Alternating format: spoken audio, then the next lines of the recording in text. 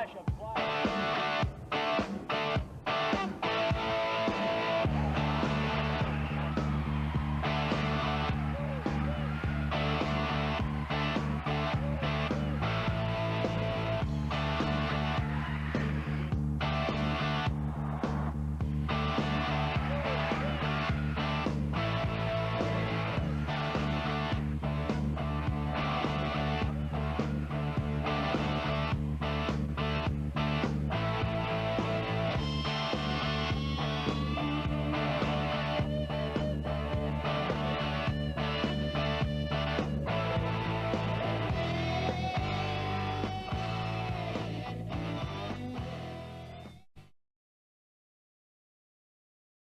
Pretty difficult to pick a winner, but I think Donnybrook. Right, it is the siren and away we go. 4 quarters to decide who will be the Premier side in 1994. The ball goes to ground. The two rucks do battle. Into the air goes Hickman, misses the ball. It goes to ground. A big pack immediately develops in there, and the umpire will come back and restart the game. Everybody keen to get a touch of the football. It does wonders for the nerves. David Payne in there, a veteran, been around for a long time now. Hasn't tasted success at this level as Durack takes clear possession for the next throwdown. He gets a hurried kick away over towards Kendall, fumbles, but recovers well to get the hand pass to Hickman. He goes down towards half forward, looking down there for a teammate that time in Hennessy, very close to the line as the ball dribbles up towards half forward. A pack of players take it over the line. We've got a throw in about 50 metres around right half forward for the Dons. Well, I think with the wind in the position it is today, the other side of the ground is the attacking side as the throw-in takes place from behind. Durack gets the better of the tap down. It comes to ground. Nobody can take it away cleanly as they go. And again, Clifford gets a hurried tap. In goes Hennessy with a socket kick out of bounds on the full, I think, as it carries the line. And the ball will be relieved down there from Thompson, the back pocket player for the Hawks. Yeah, Thompson ready to bring the ball back into play in the left right full forward pocket for Donnybrook. He uses the drop punt down towards the half-back flank. About the 50-metre line, the two big blokes clash. No one takes any part in the mark, and it looks like come off the boot of Cuttress on the full accidentally, but Margaret will take the kick from there in Batola. He looks down the wing towards Rogers. Up goes Hick in the pack. The ball has come to ground and over the line and out of bounds for a throw-in. Philip Hay starting at centre half back today, and very enthusiastic footballer. Did well for the South West League in Perth a few weeks back. He's expected to do a good job in his position today as the throw-in takes place right here in front of us. A bit of wrestling in the pack as it's taken away by Durack. Again, the hurried hand pass, not very effective. Cuttress goes in, taken by Saunders, immediately claimed. Drummers it along the ground. The ball goes wide, comes back to Rogers, uses the left foot. Ooh, met heavily as the ball goes off the boot out of bounds on the full. And it will be the Hawks to go forwards through Saunders. No, it won't. It'll be the Dons with the free kick. Kendall with the kick. He goes in towards half forward. They set down there. Big thump away. The ball comes to ground. Underneath that was Trigwell. Couldn't bring it out. Batola gets a hurried hand pass. Tapped away by Payne. Straight to big Durack. Looks in towards the centre of the ground. That's the direction the kick takes. As Rosa was there, but Keane chips in from behind and takes a pretty well-judged mark. Plays on as usual. A beautiful user of the ball. Look at that kick. Spears towards half forward. Ball comes out to meet it. Couldn't hold the ball. It goes to ground. Davey goes back in. Shovels it out. Only as far as Hay. He can't put a handle on it. Eventually scoops it wide. Over to Fatane. Under pressure, he hurries the ball out towards centre wing. There's a race on. The first one out there will be Armstrong from the Hawks. Gathers it in. Cuts back infield with the left foot. A high ball towards centre half forward. They set there. Davey up high. Taken away by Hall. He's dragged off the kick. A little bit high, says the umpire. And the free kick to go the way of Mark Hall at centre half back for the Dons. All right, Hall steadying it down now as he looks further afield. Out towards the wing. Oh, he's looking. He's not going anywhere now. He's going back for his kick. He's indicating where he's going. He kicks it along towards the half forward flank. Durack's in the pack. He goes for the thump. Clifford down at ground level. In comes Craig. He picks it up and feeds it out towards the run of Keane, who picks it up first time. In ball goes to Rosa. He runs around one. He's looking forward down towards the half-forward flank on the 50-metre line and picked up by Donovan onto his left foot. He wheels down towards the goal square. It's vacant. It's going to be the first score, and it's gone across the face of the ground. Goals and over the line for a throw-in deep in the left full-forward pocket for the Augusta Margaret River side. Donovan's been the major scorer for the Hawks in their last 3 games, and no doubt the pressure will be right on him to produce today, and he's usually a pretty fair kick at goal. But that one was way off target as it's gathered in there by a player for the Hawks that time in Mick Hick, but his kick was very wayward and out of bounds on the full. So still no score on the board as we approach the 4-minute mark of this first term. Big crowd here at Hands Oval this afternoon. Beautiful weather conditions. An easterly breeze blowing across the ground. There's a kick back into play. It comes down the flank position from behind. Hickman up. The front position was taken by Darren Atherton. Very strong player, and he claims that mark. The leader's on, down towards the Kendall area. Sets himself. Through comes Rogers, gets a fist to the ball and thumps it over the line, and a throw-in to take place between left centre wing and left half forward for the Hawks. Yeah, the look of determination on Matt Kendall. You go a long way to get a better player than what Matt is, with the determination that he puts in for his side. As the ball's about to be thrown in, and the two ruckmen, then Durack and Hickman, do battle. A lot of pushing and shoving. Durack gets a tap from the back. It's knocked forward again by Payne. Further afield by Craig. Over towards Saunders. He misses the ball. Walpole comes out with the ball, scrambles it forward. And there's that man, number 18, once again in Matt Kendall, who takes the mark on his chest with a little bit of treatment from behind. He looks forward down towards the wing. The relay's made by Clifford. Over towards Bedford. The ball's carried his head. Over towards Armstrong's cutting inboard. He's been grabbed. Handball over towards Durack. Durack staggers, which one way, then the other. He handballs to Craig. He's missed the ball. He comes back. He's got a free kick for around the neck. A little bit high. He handballs further field to Armstrong. He's going towards the centre of the ground. It's gone over for Tony. Beautiful kick has been taken overhead by Saunders, who's looking to wheel on his left foot, but he's cut short by Sugar Atherton. He drives forward towards centre half forward. Davies behind, Hall's in front. The ball comes to the ground. Davey first to recover. He scoops it out towards Rosa. He's looking around. He's missed the ball. In comes Walpole. Ball stacks on the mill, and umpire Sayborn will take it and have a bounce down.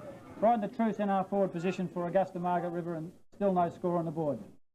Young Rosa was about to be off with that ball, but he didn't have it in the hands. I think he'd have been better advised to run through it, and he had a clear path to goal. But the error's made. Let's get on with the game. There's a bounce down. Centre half forward for the Hawks. Hickman gets a two-handed thump down. It falls to ground as they go at it again, about 30 metres out of that Hawks goal. Stacks on the mill as Payne tumbles over the top of the pack. And umpire Sayborn comes in and will ball it up. Big pack of players around the ball. Be very difficult to score from there as the bounce down about to take place. 6 minutes gone in the first term as Davey goes up. Couldn't take clear possession. Craig swoops, and I thought a great game last week.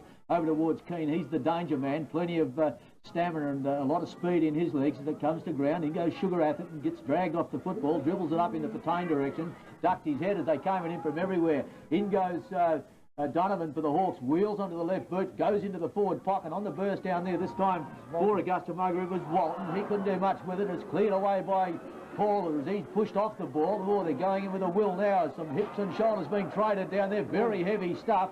Play on is the call as Hay eventually emerges with the ball, goes up towards half-back flank area, and it's Bedford that takes front position and takes a good mark there that time, opposed to the Hawks player in Bradley Keeble. Bedford now, one of the stars of this Donnybrook side, goes in towards Johnson, but as Durack from behind does the better of the duel. Couldn't pick the ball up cleanly, under pressure now, tries to scoop it away. Johnson goes in to even that up. Craig under pressure, plenty of that being applied as this time it's Bedford with it. Crashing through the pack was Rogers, onto the right boot, drives down towards that forward pocket area. There's a nest of Dons down there. Davey gets a hurried hand pass, a throw in fact. Yes, the umpire has indicated that way, and the Dons will relieve through Taddy Walpole in that back pocket. Yes, very hard and very willing out there. No place for the faint-hearted at this early stage in the game. And if it continues on this, there'll be some sore and sorry fellas by the time they wake up tomorrow morning. Walpole looks to the half-back flank. He goes short. Hennessy's in the right spot at the right time, and he turns around and takes the mark on his chest. He goes back looking for his kick with David Payne on the mark. Not a lot of movement. Kicking short again on towards the wing. This could be dangerous. It's gone out on the floor as Bedford couldn't quite get to it in time. And Durack will more than likely take the resulting free kick into play. Something at a stalemate at this particular time. A couple of players looking for the ball inboard. Durack's moving around. He's been called to play on. He'll get around one. He gets a hand pass onto Rogers. Rogers onto his left foot down to half forward. There's a big pack of players. Davey could be in this one. He's missed the ball. He's at the back. Come to ground. No one can get hold of it out of the ball and be taken by the umpire for a bounce down on the half forward flank for Augusta Margaret River. Seem to have had the ball in their forward line from between wing and half forward, but haven't been able to get it across between those four sticks up the front there, with nobody at this stage has scored at all. The ball comes to ground. Keane goes for the hand pass, missed the ball completely. It's been moved along by Donovan, picked up. No, it's not. It's taken off him by Rosa. He handballs back to Saunders. His kick smothered by Johnson. Johnson gets the ball out again. Durack comes in. He moves one way, then the other. He's got support from Rogers. He's got it from Keane. He moves to centre half forward with his kick, and Walton could take the mark here at centre. No, he's missed the chest mark he should have taken. Ball's knocked back. In comes Hay. He's twists and turns, looks for the hand pass, decides to go by foot. He gets towards the wing. Margaret River get tangled up. There's a chance here for Cuttress, who's running onto the ball. Saunders is cutting him down, now in a better position. He takes the ball over the line and out of bounds. We'll have a throw in right on the wing in front of the grandstand at Hands Oval in the 1994 Coca-Cola Premiership Cup. He did well, young Saunders, and he was well out of position. Got a bit of applause from the teammates for his effort as a throw-in takes place. Hickman from behind gets the thump away, straight to Kevill. He shoots a hand pass to Rogers. He wasn't anticipating that and put him under pressure. It's Bedford that carries the ball over the line and the throw-in to take place. Still no score on the board as we head towards the 10-minute mark. Maybe the Hawks kicking with probably got the better of the breeze. It's almost across the ground, but perhaps a little bit in favour of the Mary Street Enders. Again, it's Big Durack wins the ball to ground, taken away by Hennessy, screws it back towards half forward. They set down there, no clear mark taken as they charge at it from everywhere. Multoney couldn't gather it in. It comes back to him on the rebound, shoves his tackle, takes a bounce as he heads towards the centre of the ground. Not much to kick to, so decides on the hand pass over towards Rosa. Has to get around Atherton, does that pretty well. Then pops the ball down towards that from the right half-forward area from behind Davey up. You'll have to make front position from there. The ball spins away of Craig. He floats it in towards the goal square. Setting himself back there was the Dons player that time in Lucidello. The ball is robbed off him as Saunders comes through. There's the opening score. The Hawks on the board. A goal from the boot of young Andrew Saunders. Yeah, it's very hard done. 10 minutes to get the first score in the grand final. To go a long way to find that. It's just shown the pressure and it's been handled out there by both sides, and it's been hard at the ball by both teams. A lot of physical clashes. Margaret have probably had the better of the ball at this stage, but been falling down across half forward and full forward. But as you say, Terry, Sean Davies going to have to get playing in front because Hall's very disciplined player and will go for the punch at all times. Steve, a difficult mark down there, missed by young Lucidello then, but the ball was floating in the breeze and he got caught under it, couldn't get back. Yeah, there's a lot of pressure under Lucidello there, but it's a good effort by Saunders. He just came from 2 contests in a row with Cuttress on the wing and rushed down there to make a 2-on-1 situation and put more pressure on Lucidello and come up with the goods and ran into an open goal. And as I say, 10 minutes of good pressure football, and it's a good break opener. Now I think you might see a few more scores in quick time. Well, Saunders, of course, does spend a fair bit of time in that forward area, and that's something that the Cuttress will have to watch as the Hawks go forward again, down towards Donovan again. But a free kick back off the ball, I think Rosa was interfered with, and it'll be Rosa to take the free kick from about 65 metres right half forward.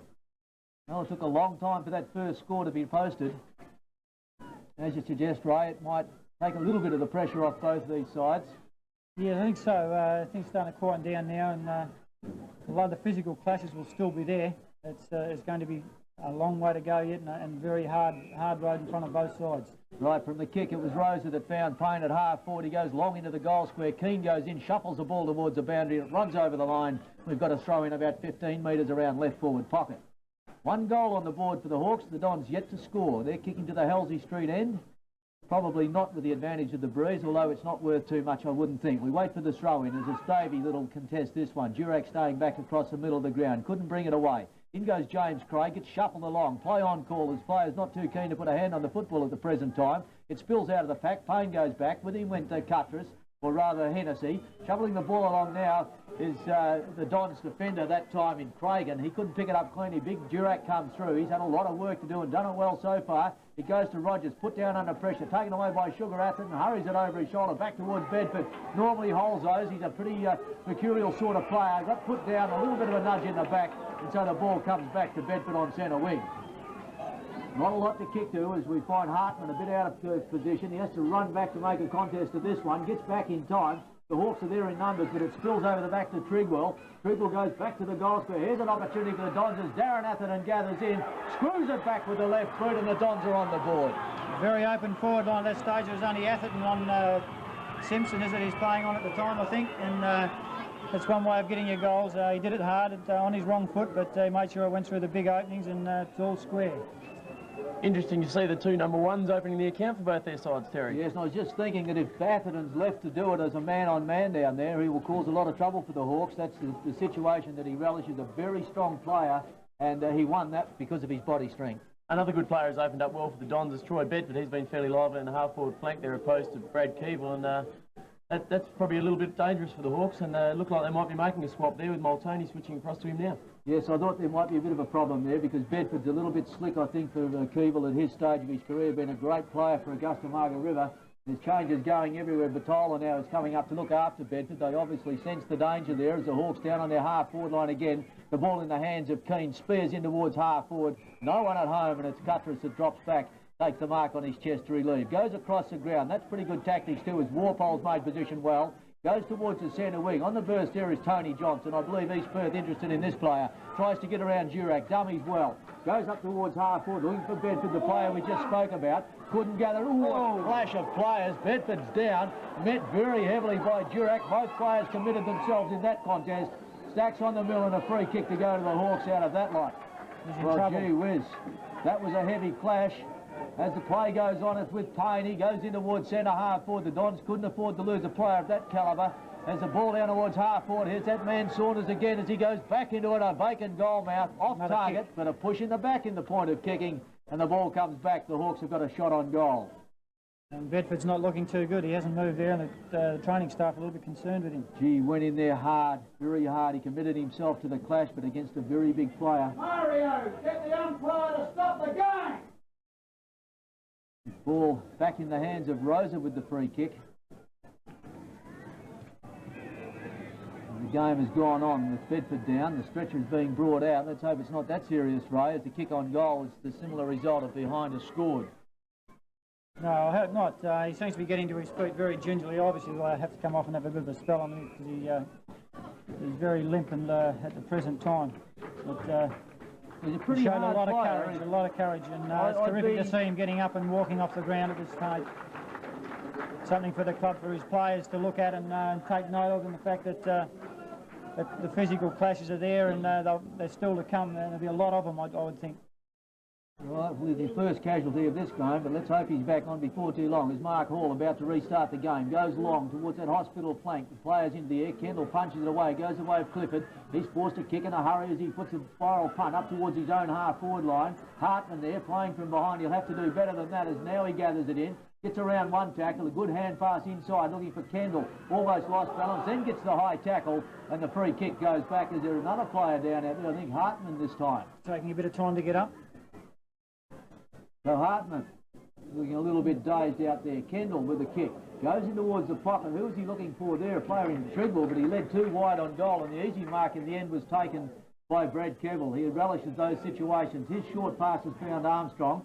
Dummies inside. Now well, that wasn't very clever because he tried to get around young Clifford, who was awake up to that, applied the tackle, and his ball was spilled off hands and out of bounds. The Dons a little bit rattled at this stage with a couple of their players under heavy knocks as the throw-in takes place. Get a comment from Darryl in a moment to see what he thinks about all this as Batola clears from that area, gets down towards wing, a player into the air down there. Couldn't pick who that was. I think Donovan it was. And he's taken a pretty strong mark. Donovan it is, who tries to play on. The umpire won't allow that and will call the ball back.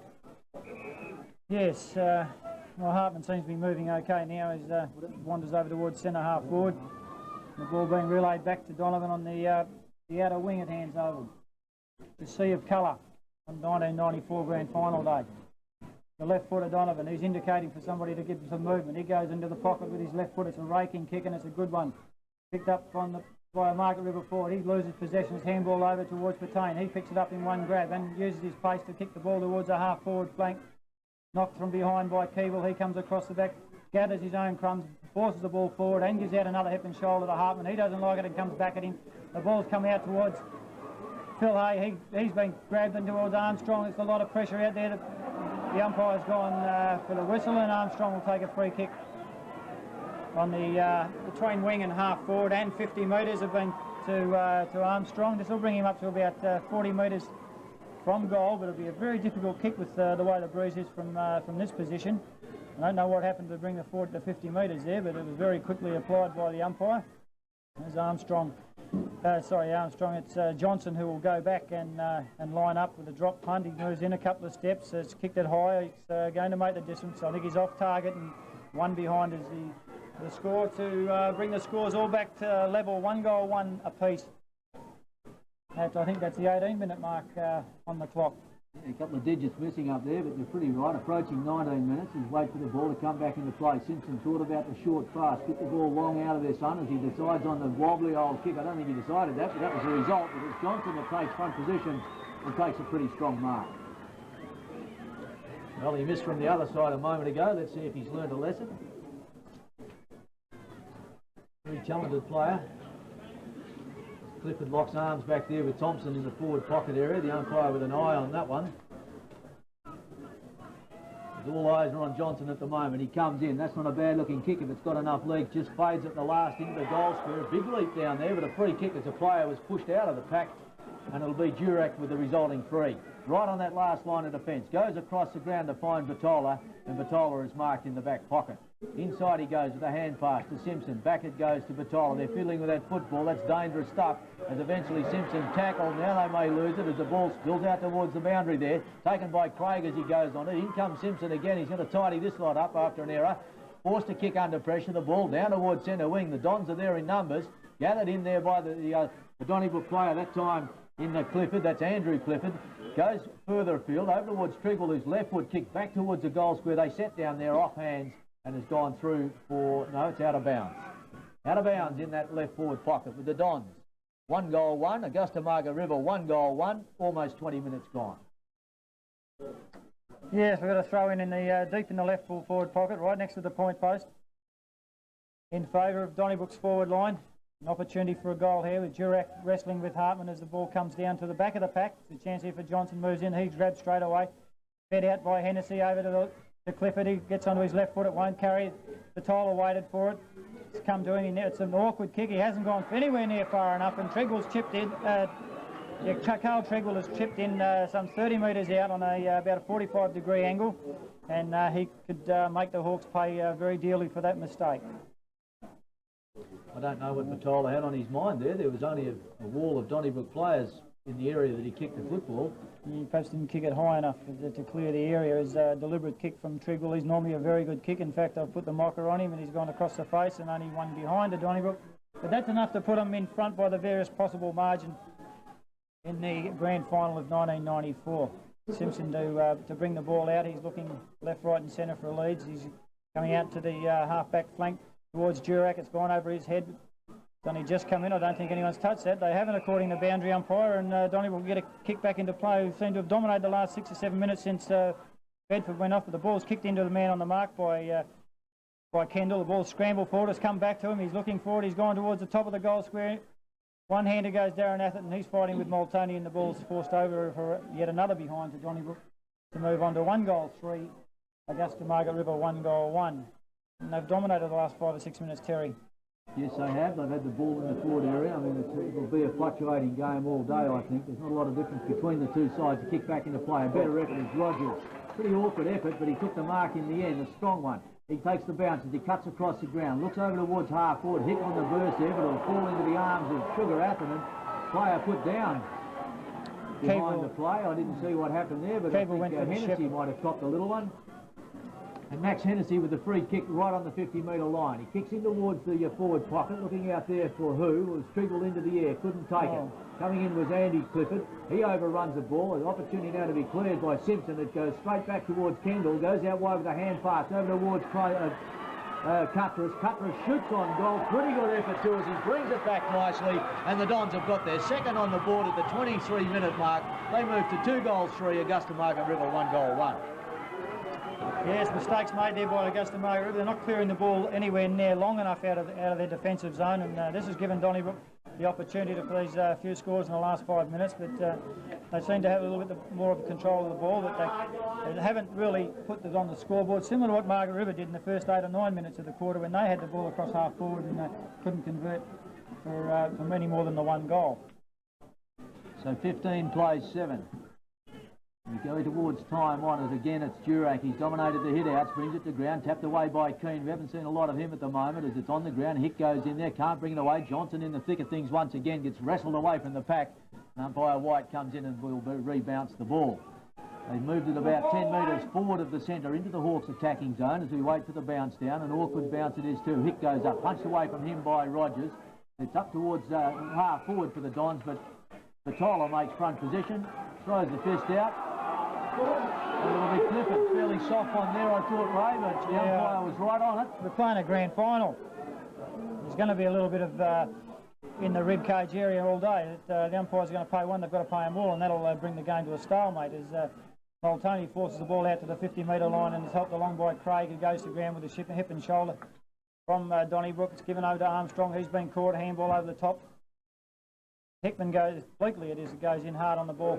The ball's been forced out of bounds over the half-forward line for a throw-in.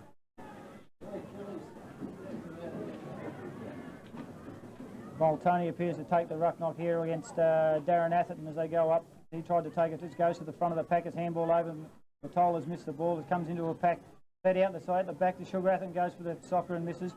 Scooped out the back, very dangerous for Margaret River, it comes to Clifford. Clifford goes on and towards centre half forward. It must have been touch ball because Durack, it was all on his own and never attempted to mark the ball. The other Clifford comes forward and he's going to get a kick for... Well, things are going Donnybrook's way, but some of the tackles are a little bit high, and we've got to protect the player going for the ball at all stages. The ball's gone right away from the player. He's got to fox it himself. In fact, the trainers are going to go and get it for him as Andrew Clifford will kick the ball from about 55 metres out in front of the South Bunbury club rooms. It's fairly congested forward line, not a lot of space to move into. So he'll probably go for the long one. Tregwell makes a lead into the pocket. That's the way the ball goes. He could take this. He's pushed in the back. Play on, says the umpire. Well, there you go. They don't play the blatant ones on occasions, do they? No, who'd want to be an umpire, Ray? The ball about to be thrown back in. 25, we're into fight time on now. It's over 25 minutes have elapsed as Durack gets a thump away, pushes about 15 metres further around on the boundary, and again it goes over the line and out. Well, I suppose there's still a few nervous players out there.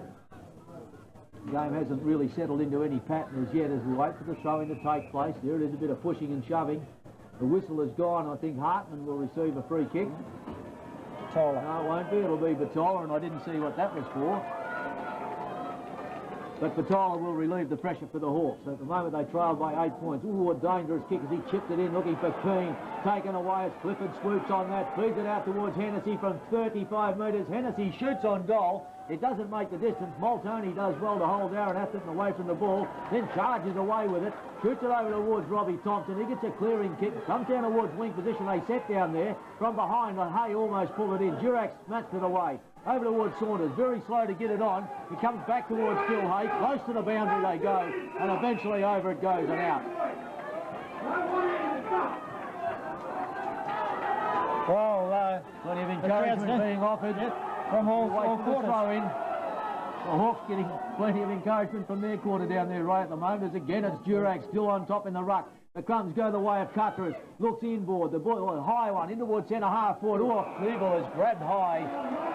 Big Ronnie Hartman still yet to get into this game with any sort of a feel. And it'll be Keeble to relieve from centre half back. He kicks out wide to Rosa. He waits for the ball to bounce. He's got Patani on his heels. He's trying to get around him. Handball very clever over the top of his head, and around him he goes. He's handball to himself again. He could lose this. No, he's not quick enough for the lot.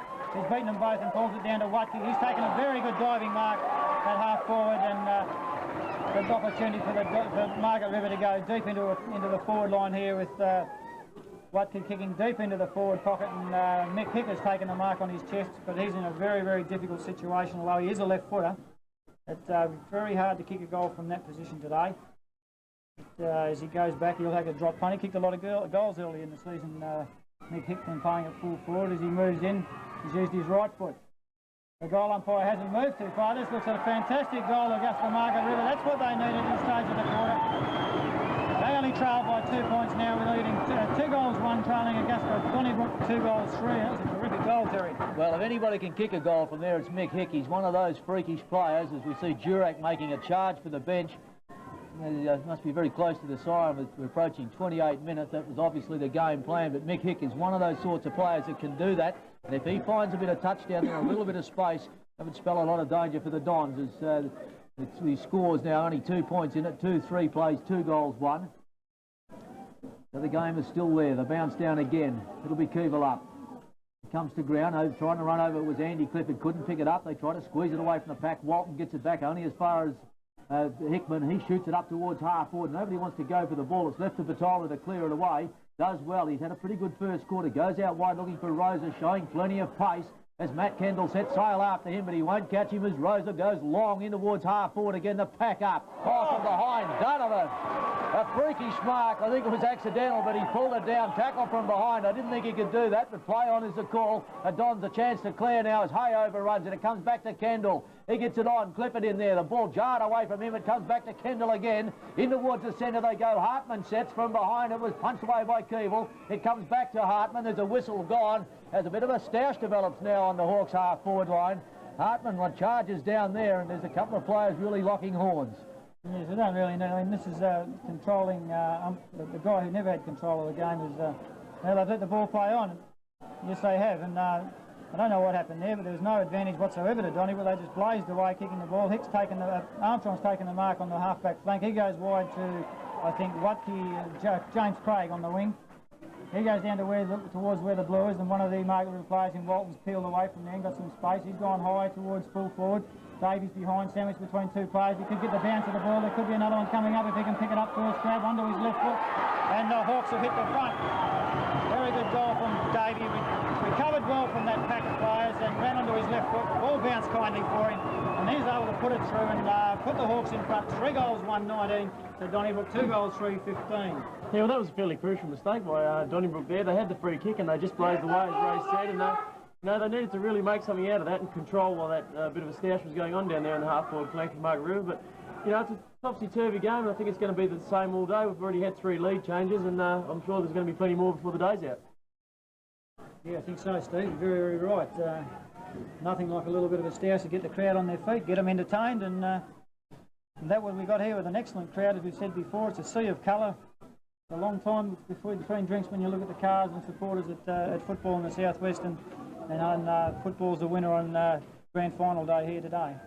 The ball's taking a long time to come back. We look like I think we might need on to playing the footy. It's still going on actually now at half back with Hay and Donovan as the ball's bounced at centre. It's taken cleanly by Keeble. He handballs to Walton. He goes out wide to the left half forward. Donovan's in the position of he's taken another one.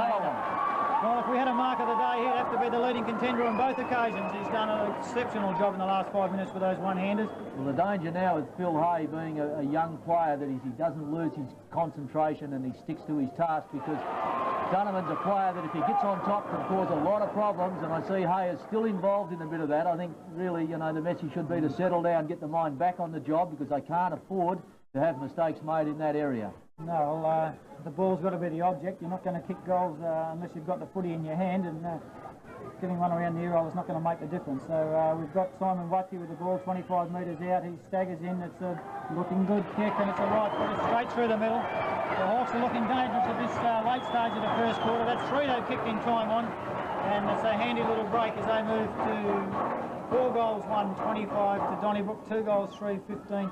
It's only 2 goals, but it's a handy little break to go into a quarter time. Scott Keeble has done pretty well since he's come on to replace Big Durack. He's getting a bit of a breather at the moment as the ball back in the centre of the ground. A perfect bounce, gives everyone the opportunity. Keeble thumps it forward, only as far as Kendall. He tries to shuffle it through the pack. In goes Saunders. He went without the football. It stacks on the middle of the barrel. Player diving in on top of that. Gee, he went in. He dived or pushed? Well, I don't know, but he went in a heck of a hurry, and they're taking a while to get themselves sorted out. So Saunders, as a result of all that, comes up with a free kick. Well, the umpires aren't taking any nonsense there. Anyone that's going to do that, Watke flies high, nearly takes down a screamer. He feeds the ball out towards Payne. He misses it. The ball's gone into the pack. It's come out again, and somebody got a trip. And which way is the free kick's going to? Donnybrook's way. And Tony Johnson is the recipient on the half-back line for Donnybrook, who will need to hold the Hawks out the last couple of minutes as he goes towards the centre of the ground.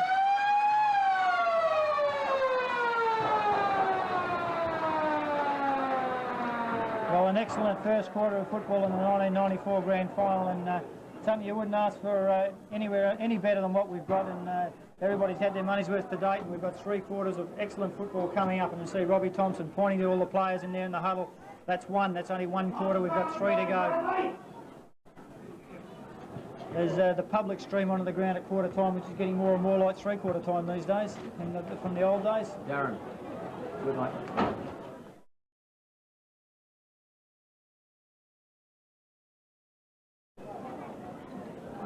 The end of it. Well, there's a siren to get the second quarter underway, and we just noticed that Troy Bedford is knocked out on the ground, Ray. He headed up the South Bunbury Club race towards the Dons change room, and that's a terrible sign as far as they're concerned. A great player not able to resume back on the ground as the Hawks go forward. Payne puts them into attack. Down towards half-forward flank they go. Phil Hayes there to relieve the pressure for the Dons. He goes back towards wing position taken by Hennessy, one of the stars of the first term. His kick down towards his own forward area, but Thompson makes front position down there and takes a well-judged mark on his chest. A real battler is Robbie Thompson. Won't give up, and there's no doubt about that. As his kick back towards centre wing, they set from behind. Hickman up and nudged the player in front of him in Durack. I thought Durack about best on the ground in the first term. Outstanding job in the ruck. He opens up with a kick in this term. He's on right centre wing, weighs up the options. Not a big kick of the football. That one's off the side of the boot. It goes down towards half forward, pack up, off hands it goes over the line and out. You see Licciardello's picking up Donovan now, and Phil Hayes gone in the back pocket on Watke. Right, the throw-in takes place. Right half forward for the Hawks. Punched away by Kendall. A booming thump too. Over towards the boundary it goes. Rogers tries to keep it in. Couldn't do so as he ran along the boundary line juggling. The ball is spilled over the line out of bounds. That was bad news about young Bedford. Darryl, did you get some information on him? No, I didn't get any information, but I see he's gone into the rooms. I think he didn't appear as if he was fully fit enough to resume. That's a terrible blow as the Hawks go forward. Watke with the football. Danger here over towards Hick with a good feed. Hick towards half forward. They set down there. In front was Walton. Skids through his hands from behind Davey. An opportunity for the Dons are called on to do something down there. And the free kick will go the way of Cuttress on almost that last line of defence. Pretty good first quarter, I thought, from Cuttress. I thought the Hawks generally run it, one across the middle of the ground. There's a ball to the outer side. Ball pull over there. With him goes Walton. 2W is close to the boundary. I think the ball will win on this occasion as it beats all players. Over the line it goes and out of bounds. Gavin Watt there at quarter time was a bit disappointed with these players getting involved in some of the rough stuff behind the play, and he told his blokes to get the focus right back on the ball and really let their skills do the work, because he said that they had a much greater skill level than Donnybrook. Oh, well, we'll wait and see about that. I think Don's a pretty skilled side, but yeah, they're the right words, I suppose. You can't urge your players into fight, and they're here to win the game of football when it's all said and done.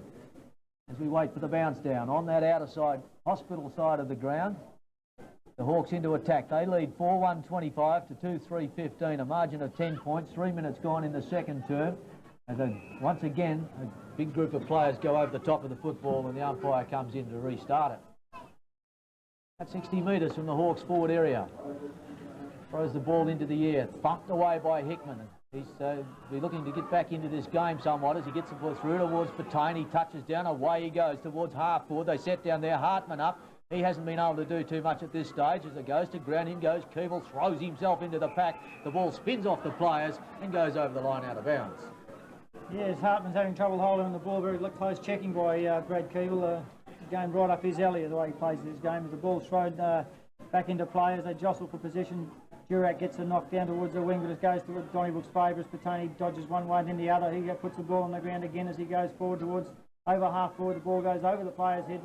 Stayed in play. No, it hasn't. It's gone over the line and out of bounds for a throw in some 25 metres from the Donnybrook goals, right in front of the scoreboard.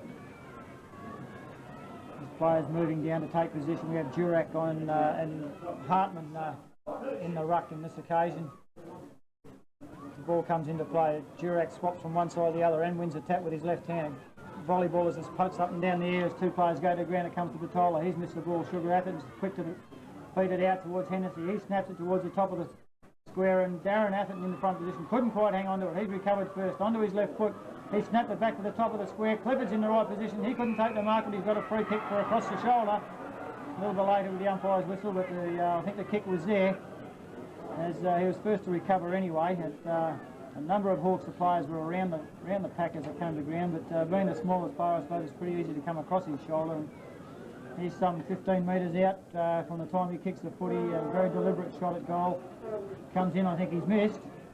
The ball's gone to the right-hand side, and he has, and that's something that Donnybrook can't afford to do. It's simple shots at goal from there, Terry. They must be taking the most of their opportunities.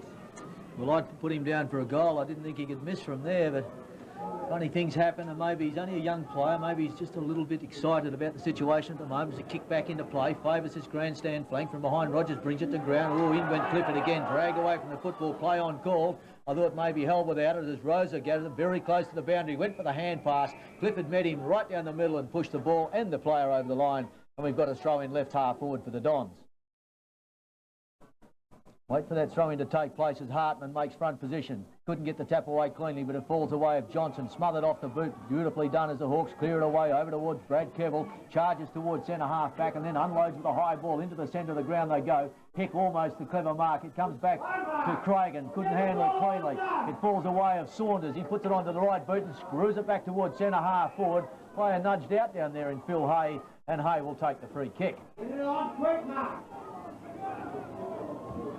Hay now from between centre half back and left half back flank, not quite sure of what he was to do with that ball, and then just in the end just unloaded long. Good effort by Johnson as he spoilt the ball off Big Durack. He waited for the free kick that wasn't there. That allowed Hickman in, clears or shoots it down towards half forward, but again Batola, been a real stumbling block for them down there, takes the mark on his chest, easily goes across the ground. Looking over there that time for Craig. The hand pass finds Keane inside. Keane have got a player coming past in support in Batola. He's trapped with the football, holding it for mine. Play on is called though as Cuttress again comes in to clear away. Takes a bounce, chips it in towards half forward as a player down there sets in. Hartman still not able to get a kick. Into the pocket it goes with Wayne Clifford after it, or Andrew Clifford I should say. He's dragged off the football, didn't have it, said the umpire, as Big Keeble clapped the tackle on him, and so we'll wait and see whether he can score from there as Wayne Clifford in that right forward pocket, very acute angle. We saw Hicks score from there in the last term, Ray. Yes, he's a little bit easier kick from this, but if he kicks this, it'll be a gem. And he goes for the banana kick, not a bad effort too, as it comes back towards goals by G. Have a look at that, he's put it straight through the middle. So the Dons have got the goal they've been looking for. That looks a bit better for them as they move to 3 goals for the Hawks, 4 goals 1. Well, what an absolute gem. Well done, Carl Treadwell. They're the ones that make the difference. If you can get the hard ones and make sure of the easy ones, well, you're on the road to success, I suppose. One player who hasn't figured too much in this game at this stage, Daryl Sugar Atherton, hasn't been able to get into the game. No, he hasn't. He's had to lower his colours at this stage to Wayne Rosa, but I think he'll come back, I think, though.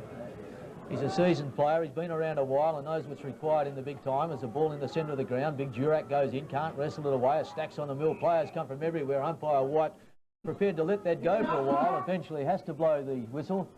And so we've got another bounce down. Durack in there. With him comes Hickman. Hickman does the better of the tap away. It goes to Sugar Atherton. Couldn't pick it up cleanly.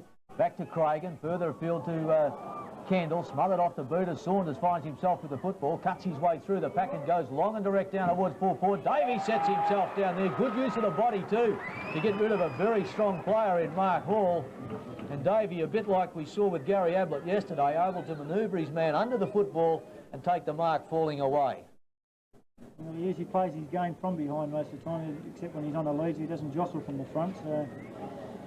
But he's been a very important focal point attack over the final series. He's played a lot better than what he has during the qualifying games, and I suppose you get a lot of players, and big game players like to play these sort of games.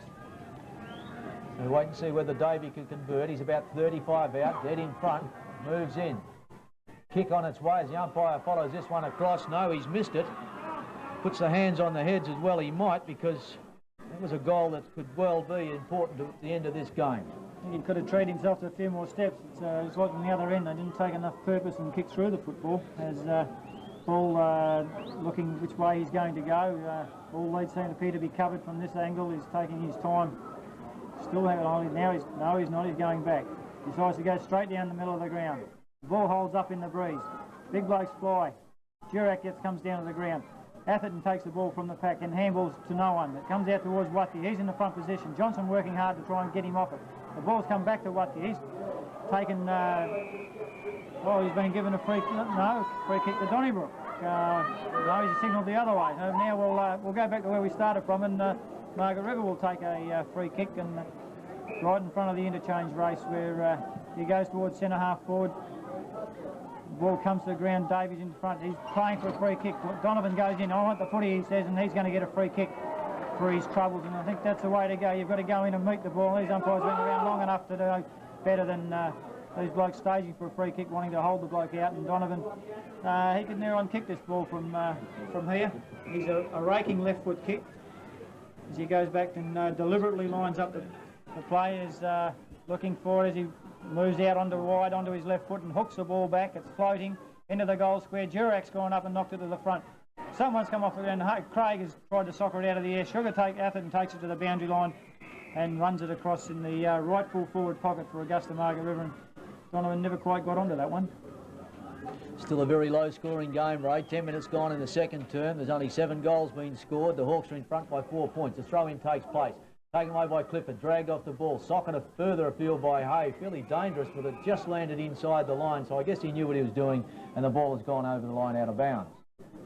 Inside the 50-metre area, though, within range of goals, should the Hawks get the loose ball. There's a big pack of players once more there. As Hickman comes up, Kendall goes up though, wins a tap, beautifully done, down towards Clifford. He gets an awkward kick, in towards centre-half, back it goes. First position there is taken by Saunders, gets around one player, then beats a second, shoots on goal from 35 metres. Pretty good effort as he put the hand in the air. He knew what was on the end of that one, but well done as he cut his way through that couple of players and kicked the long goal. Yeah, he took the ball off the ground, double back. The two Donnybrook players kept running forward. He's called on by Craig. He said, have a go, and from about 45 metres out, he's jailed it right through, and he's maintained that little lead. They've got about 10 points. As I say, a low-scoring game, only 8 goals scored at this stage. The floodgates could open at any time, but it was like this in the second semi-final. There wasn't a lot of goals scored, and it could be tight right throughout as umpire Saborn comes in and puts the ball to ground in the middle of the oval. Hickman in best position. He misses by a country mile. The ball comes to the ground. Jurak's at the base of the pack, and he'll get a kick in the back as the pack came across him. Interesting to note that Saunders has kicked 2 goals, but it's, I think Cuttress has had by far the better of that duel. Walton comes through. He takes the ball and misses a chest mark that he could have taken. There seems to be a lot of ticky touchwood kicks here as he's forced to come back and kick from behind his mark. He's in between centre-half, or between half-forward and wing. With Taddy Walpole on the mark as forward line a little bit congested again. He's going for the long kick. It comes into about 25 metres out from goal. Up in the air. Kendall gets a fist to it that goes through and bounces into the behind post. On the left forward pocket for Augusta Margaret River, where again they've locked the ball in the forward line, an opportunity to score again as the ball comes into play. Hickman's down there. It's it was Davey. Comes out to Donovan on his left foot. He's hooked it back over his shoulder. Paul's in the right spot at the right time and able to get a fist of the ball and force it over the line for behind to Augusta Margaret River, who increased their lead 5 goals 33 to Donnybrook 3 goals 22. So he kicks the ball in quickly. It's gone out wide to Clifford. He's got a paddock. He's had 2 bounces. He's had 3 bounces as he goes out to half back. He's not going to bounce it again. He's kicked it long. It's out into the wing. Hennessy's in the right spot. He's taken the mark and got one around the neck. He's off. Down towards half forward. Cuttress has made ground over Saunders. He moves to the 50-metre line, goes for the square. This could be close. Multoney and Atherton fighting, and the ball's bounced across the face of the goals for one behind, and that was a very quick transference of play without a Margaret with a player touching it from the kick out. 3 bounces down the wing from Clifford, and unfortunately the ball has only just missed for Donnybrook. We have Simpson kicking in. He's been a bit loose and he's kicking in. He's found Craig on this occasion in front of Johnson, and he's some 45 metres out, so he'll be 2 kicks from goal by the time he gets onto this one. Kick off on him something on the wing. That's the way the ball goes. He's the only one moving. Jurak's behind. Should have called him out. He's had one-handed. Up goes Kendall. He bursts his way through. Tries to feed the hand pass through. Keane gets it. He handballs the centre back to a voice. Taken by Brad Cable. He handballs to the running Jurak. Ball bounces kindly. No, it doesn't. He can't take ball. He's messing around with it. He's going to lose it. He feeds it out. It's come back to him. Atherton's grabbed by the legs, and there's a bit of a stoush on here with Kendall in on Jurak. Umpire standing above him, let's nothing silly happens as the ball comes back to Atherton. Interchange for Donnybrook. Alan Hallett's made his first appearance on the ground after a long career, first appearance in the grand final. Well, he might be able to give them something if he's one of those sorts of players that can come on and get straight into the game. There's a ball down towards full forward for the Dons, punched away down there. Oh, Craig, the ball went straight through the legs. Likewise to Clifford, there's plenty of encouragement being yelled from the benches as the players go stacks on the millet around centre half forward there. And umpire White comes over and will ball it up. 33 plays 23. 15 minutes gone in this second term as a bounce down. Kevil gets a punch away. Punch further afield by Rosa. It falls to Sugar Atherton, who he got met very solidly. A little bit high, says umpire White. And Atherton goes back and will take the free kick. Plays straight on as he pumps the ball down towards full forward. Brother Darren down there sets himself. Pretty good effort by young Carl Trigwell, who floated across the front of the pack. One grab, grabbed the ball, and down he goes. So Trigwell now holds the ear as he walks back. It's Carl's 20th birthday today, so hopefully this will be a birthday present for him. Well, let's hope that you're right, Darryl. The Don's needing one at this stage as he moves in. Punts on goal from 15 or 20 metres and puts it straight through the middle. So the Dons edge a little bit closer as the difference comes back to 4 points. 5-3 plays 4 goals 5, and we're almost 16 minutes gone. Yes, well, that was one of the Dons' leaders. Sometime since they got there, well, not that long, I suppose, but they've kicked 2 in the first, they've kicked 2 in the second. Now we're halfway through the quarter. Margaret River only just holding on. As we've seen in the first quarter, it's been played in fits and starts with one team having control for 5 or 6 minutes and then the other one taking over. So we could see Donnybrook hold out to Margaret River for a little while yet and see if they can get something on the board. As umpire Saborn comes in deliberately to put the ball to ground. It's a good bounce too. Durack up. He wins the knock over Hickman. The ball feeds out towards the wings. Atherton misses the ball. In goes Rose. He dives through and knocks it out forward of field. He's copping around the head. Play on calls the umpire. As it's then Durack's decided to tell someone he doesn't like him. As a few more of them come in to decide that what we're going to do about this. Let's bounce the ball. No, there's a free kick going to Hick. I don't know what that was for. He's limping too as he goes forward. It's an awful kick down towards half forward. Walpole commits himself well. He gets the ball on a half volley. He comes back, bounces up again. He handballs over to Hay, who's made the play. He feeds it on to Hall. Hall goes out wider towards the wing. Vitola in best position to mark and does, and he's offered a lot of legs from the back line in the last couple of games. He's featuring prominently in their best players at this stage. He cuts inboard towards centre half forward with a long high kick. Hickman in best position. Over the back comes Walton. He forces the ball to ground. Durack doing some roving, knocks the ball on. It's come out to Donovan. He's on his right foot. He squeezed it over the top to Davey. Can he gather it? It's in the goal square. He's going to soccer it off the ground. And there's another one to the Margaret River side from Sean Davey. A couple of metres out when he was able to put the ball on the boot and force it through for that 6-pointer. That cost Donnybrook a little bit there because they had a nice passage out of defence where Hay got the ball onto Hall and they ran out, but after they got rid of the ball and Batola took the mark, they really just stood up above their players and watched for the ball to come back in, and it gave Davey room to move at the back and it left him a little bit loose there, and Hall should really run back into the position and got on his player on that occasion. So what you're saying there, Steve, is a little bit of slack defence as far as the Dons are concerned. They didn't man up after the work was done, so the bounce down takes place. It's a Hickman that brings it to ground, goes back in, butters up to follow his good work, taking away those pain, gets a kick over the head, back towards Hick. Oh, crunch of a clash of bodies. So Rosa comes up with a look-away hand pass. I don't like that style of thing. It puts everyone under pressure. Over towards Armstrong. We haven't seen much of him this afternoon. Seen plenty of Hennessy, his opponent, as Lucidello goes for the safety of the boundary, shovels it over the line. We've got a throw-in right in front of the South Bunbury club. Well, the tempo started to lift a little bit now, I feel, as the players have come to grips with the pressure of this grand final. As a throw-in takes place, it's Johnson up, brings the ball to ground, sweeps a hand pass away. It'll come back to Armstrong, who waited for that ball to come on. Oh, a very slack effort. Casual. Very lackadaisical as he just wandered towards the boundary. His intentions were clear, and the umpire could almost have penalised that. There's a ball out of bounds again. There's the throw-in. Durack comes up. It's beaten to it, though, as Matt Kendall got a hand on it. Comes back towards Armstrong. The long hand pass inside to Vitola, almost best on the ground. He ran smack into trouble as the ball ricochets back to Clifford. Wayne Clifford, he goes to half forward, looking for Hartman, who hasn't put in much, as I keep saying. In goes Kevill, tries to soccer it away. Pataine's there, ducks the tackle, sees the open spaces and unloads with a long one down to the goal square. They set down there. Multoney makes front position, jarred away from him as the ball eventually spills over the line, and the minor score is recorded. Well, I don't want to be too hard on Hartman, but he really hasn't presented himself very well in this game. Seems content on just standing and toe-to-toeing it with Kevill, and I don't think that really is the way to play against Brad Kevill. Great duel between Darren Atherton and Simon Multoney down there at Donnybrook's full forward. A couple of strong bodies, isn't it? Yes, and at the moment Atherton with 1 goal on the board as it comes back towards Brother Sugar. He's quickly buried. A bit of a high tackle went unnoticed. Taken by Rogers in that back pocket area. Screws it up towards centre wing looking for Armstrong. Ooh, met Johnson very solidly. Down went Johnson. That's another player sore. There's a ball eventually over the line, but Sugar Atherton held without it, and he will take the free kick. Johnson still down. He was met very solidly by Armstrong.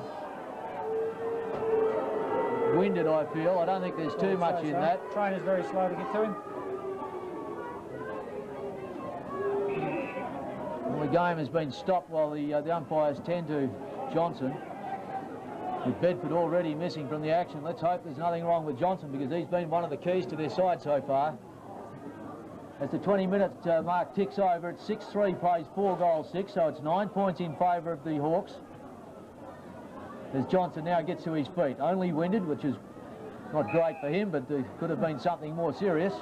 Now the game is on as Atherton gets around the play. Oh, he tried to play through him, ran into him, tripped himself up. Now the chance is there for Johnson. Gets a hand pass away over towards Bleakley, runs into a blind spot. Forced to kick high into the pocket it goes. Will it go out of bounds on the full as a wrestling match takes place? Yes, it did. And it'll be Keeble, I think, that'll take the free kick down there in that back pocket. Well, there's plenty of feeling between these players. As you look around, there's plenty of pushing and shoving and niggling going on. Of course, there's a lot up for stake today, isn't there? A grand final and with 15 and 17 years respectively between appearances. These sides know what it's like to go on a bit of a drought. The Hawks, of course, having never won a grand final in the South West Football League, as Bleakley with the kick goes long in towards centre half forward. Well-directed kick. Player pushed out of it down there was Jamie Keane. Plenty of free kicks being awarded, Ray. Some of them I don't think really necessary. No, when it is a grand final, there's going to be a lot of pushing and shoving, and there's going to be a lot of body clashes, which fair enough pay the head-high tackles because they've got to be paid. But the rest they can let go to a certain extent, I think. Donovan's quick to take a free kick and line away with another Don's player on the deck. Looks like Licciardello, I think. Very slow to get up. Davey in the front position. He misses the ball. Cleaned up by Tadpole. He forces the ball forward towards Fatoni. Fatoni can't gather the ball in one clean hit. He's been grabbed without the ball and will get a free kick. He was very lucky to come up with that one because the Hawks looked like they could have taken the ball away from there on the half-back flank as he goes out wide. Darren Atherton's gone right up the ground. He's offered a lead. He stays on his feet and moves on down the wing towards half forward. The lead by Howlett has gone underneath the ball and Multoney's taken the ball easily on his chest at half-back. He goes back steadying things down now. He's looking for a lead further up. He's gone for a kick out towards the wing. Kendall comes in. It's knocked further on by Durack. In comes Payne. He's trying to flick the ball out wider to Batola. Batola over to Durack, who's playing a Sterling game for his side, and he's going to get a free kick, I think, there around the neck. Another one that I suppose could have been let go, but he's run himself into the ground already. I think Durack is playing a great game as he kicks towards centre half forward. He doesn't get a lot of distance, but Donovan's taken another mark, uncontested on this occasion. As he goes back from about 55, he's gone into the pocket. He's looking for Craig. Craig takes a mark on his chest. And no gain in that though, Ray. They've gone wide, yes. Narrowing the angle all the time, and he's really no closer to goal. He's come back, and the ball's about exactly where Donovan had the ball some 20 seconds ago with a mark, a free kick. Licciardello coming off the ground, a little bit of distress. Big Hutchison coming under the ground, and someone from Margaret looks like lining up to come on in Wrigglesworth. Payne, he's going to kick from some 55 metres out. It's a good kick. It's going to be touch and go. It's in the square. A big pack fly comes to the ground. I think somebody's kicked a goal here. It is a goal. I didn't pick up her kick. That was a Davey. I think it was Walton, Ray. It's a massive hair anyway. Troy Walton, I think it was, that grabbed it out of the pack and kicked it as he fell. Well, Davey, they say. All right, we'll give it to Davey. We'll award it to Davey. Correspondent from the South West Times, Scott Keeble, makes. And he's never been wrong. Yeah, Scotty Keeble's got into the ground. He's run into the square, and he has the boundary umpires have been in position. Now, what's happened here? It's gone the other way. What's going on? Oh, I thought there was. Well, Margaret River have the kick one way or the other. Anyway, and they go into centre half forward. Craig goes up too early. He spoils his own man. Hickett ground level, trying to run around. I think he's been grabbed too high. And he will take the resultant free kick, and he's going to lose the ball here, I'd say. Yes, he's reversed the free kick. He had the free kick and he grabbed the other bloke and threw him to the ground, Max Hennessy. I don't think you need to do it when you've got the kick. Rub it into him while you've got it and leave him alone as he goes into the centre of the ground. Up they go. Ball comes to the ground. In comes Darren Atherton. He looks down the middle. He's gone out wide to the run of Howlett. Howlett's had the prop and in comes Multoney over the top. He couldn't take the mark, but he's had the desired effect. Picked up by Batola on the left foot out to the wing. He's found pain on his knees. Takes a mark. He's looking to feed the ball off, but he was held up by Kendall. Runs onto his left foot down to, it's an awkward wobbly looking kick out to nobody. The Donnybrook are in front. Patani heads for the boundary line, now picks it up, feeds it off to Kendall. Kendall goes forward, looking on the wing now to go deep into the half forward line. Robbie Thompson in the front, but over the top comes Clifford, but it's knocked away by Margaret River. Picked up by Multoney out of bounce. He loses it. Fed out to Johnson at centre half forward. He's on his left foot. He's going towards full forward. The two-out duel on Trigwell and Simpson. Trigwell the first to recover. He can soccer it through. He's quick enough. He has. He's picked up the ball and put it to boot. And the Dons have got another. So they're back in the game again. They're only trailing by 11 points, I think, is it? 9 points. So Margaret River can't get away. Donnybrook come back yet again. Yes, and that came about as a result of a bit of an error by Multoney. He had every opportunity to clear the ball and tried to be a little bit clever, lost it, and the Dons capitalised. Interesting to see, we were looking at that matchup a minute ago with Multoney and Darren Atherton, and now Alan Howlett's been switched down to that forward pocket. So that's an interesting matchup with the pace and agility of Howlett on the strength and height of Multoney. You'd make a good coach, Steve. Bounce down back in the centre. Keeble charged at it, but went without it. In goes Johnson, grabbed. Oh, he's a real little worker in the centre of the ground, Darryl, and you were right. He did start there in the middle. And he's done a pretty good job for his side too. Probably been on top of Keane in that department as Johnson's kicked towards centre half forward. They set down there. Hartman again caught underneath the ball. It's thumped off the top of the pack. Sugar Atherton goes in. Can't get a grip of the ball. Hennessy goes through. Left it without it. Picked up by Kendall. He's grabbed high and will surely take the free kick just outside 50. Well, I don't think I've seen so many head-high tackles played. This is the stage of the first quarter, Terry, when Margaret River got a break and it's going into time on now. The Dons have got one. They could do with another couple. Well, we'll see whether they can return the favour as that beautiful long kick there by Matty Kendall goes off hands in the square and is punched through for the minor score. Well, they need to settle a little bit as we wait for Walton to bring the football back into play. Indicates that he wants to kick to the clubhouse side, goes short in the end and finds Keane only about 15 metres further afield. Maybe playing for time as we approach 28 minutes into the second term. 7-3 plays 5-7. Back to the centre it goes. Johnson up, couldn't mark it cleanly, but butters up for the second chance. Does well as he feeds a hand pass through to Trigwell, who's been moved up the ground. A booming kick into the pocket it goes. A race on down there. Hartman goes back. With him goes Simpson. The ball is too quick for both those players. Beats them over the line, and we've got a throw in underneath the scoreboard that reads Augusta Margaret River 7 goals 345, Donnybrook 5 goals 737. 8 points the difference. Bounce, or throw in rather, comes over the back of the pack, picked up by Hennessy again, a real live wire, chips it short, falls just millimetres in front of Bleakley, socket away as Thompson read it nicely, gathers it in and goes out towards centre wing. There's a race on here now as Hick comes at the football, with him is Cragen. The ball once again beats both players, and again out of the bounds right here in front of it.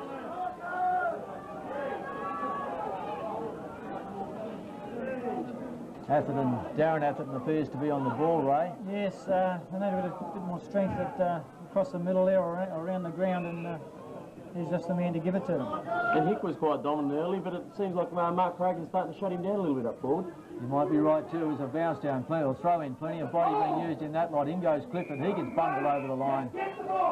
And again we'll have a throw in.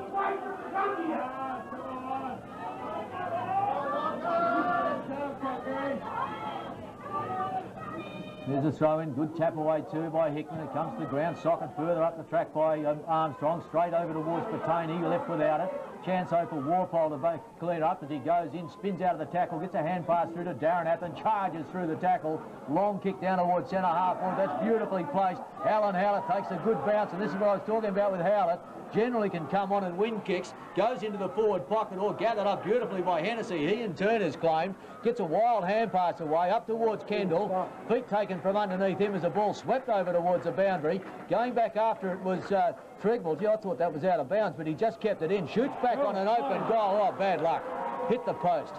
What a good kick from out there, though. That would have been two. They've kicked from out Max there. Hennessy's had big influence in the second quarter, I think, for the Dons. He's been a good player all day, Hennessy. That was a very good kick from out there. Deserved a better fate.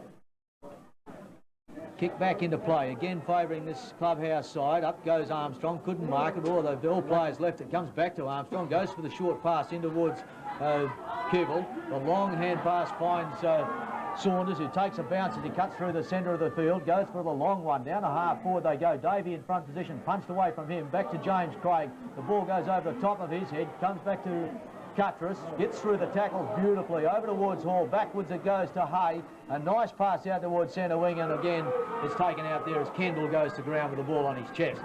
Well, he's been a worker, that's for sure, as Matty Kendall goes out wide. Who's he looking for out there? It's Trigwell again that's given them something, but the ball this time goes over the line, and again a throw-in will take place. Yeah, everyone that plays on hands, they always seem to go out wide. They could have directed it further down the corridor, I thought, towards the middle of the ground. As the ball's thrown in, Scott Keeble does battle with Kendall.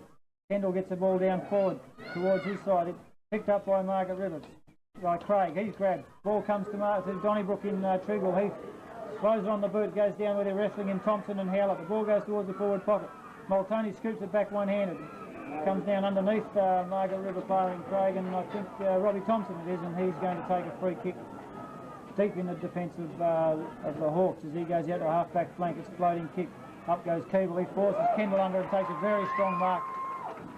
And it's no mean feat to do that to Matty Kendall with the ball in the air. As he goes out towards the wing with Hay in the front position in front of Donovan for this time, and he's looks like he's come back onto that player, and he's taken the mark right on the wing as he goes towards centre half forward. That's where the ball needs to be. It's congested. The Hawks fly, three of them, down one with Hartman. A good handball over to the run of Clifford. Clifford's kicks right off the side of the boot. In fact, I think it's gone out of bounds on the ball.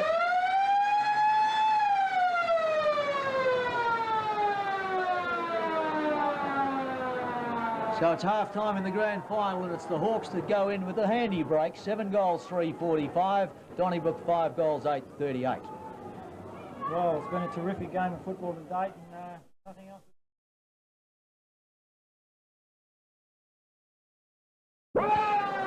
Keane has gone to a half-forward flank, so a few changes being made. Armstrong appears to be on the ball. Tenardi's in the middle, so the Hawks have rung a few changes as the bounce down to get the second half underway. Craig goes to ground with the football. Could have been penalised, but the umpire decides he will restart the game.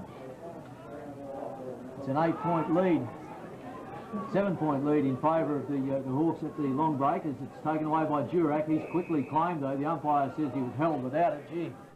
Get the ball! Once again, a fairly soft decision as Durack puts his side into motion, although the kick was not well directed, and Atherton's able to chip in and take the mark uncontested. Sugar Atherton, not the best of first halves, but he's got a player with the capacity to lift as he puts the ball down towards half forward. A chance now for the Dons to run onto this one as it's taken by Cuttress. He's grabbed with the football, play on call, or the umpire now moves in, and he will penalise him for dropping the ball. It is taken by Durack. He swings it out wide. A player out there can receive and play on. That's Craig. Away he goes with a long one down towards half forward. Donovan going back for the fight. With him goes Hay. Hay tries to trap the football. Couldn't do so cleanly, but Tyler is it that's in there with him. Looks like he has been moved. And so the ball is out of bounds on that half forward flank for the Hawks. 7-3 plays 5 goals, 8. No addition to the score at this stage. As we wait for the throw in at right half forward. We'll try and pick up a few more of those changes as the game goes on. As it's taken down there by Donovan, rings the hand pass back inside. Socked away by Armstrong. In towards centre half forward it goes. A chance for Keane as he gathers the loose ball. Swings back towards goal. But he's way off the target and the ball has gone out of bounds on the full in the left forward pocket. Yeah, well, it's a fairly interesting opening again. You know, it's a fairly physical opening again to the start of the second half. But interesting to see 2 free kicks paid to Lance Durack straight away. And I think he's probably the best man on the ground at the moment. And he's doing a lot of hard work. And, you know, getting a free kick for tackling someone and getting him holding the ball. It's a good effort by Lance, and he's a good player.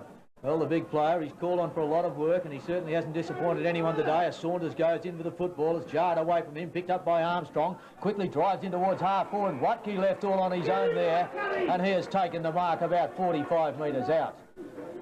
Well, Hutchison is a young player. This will be a test for him to see whether he can go with Watke. He's got plenty of skills.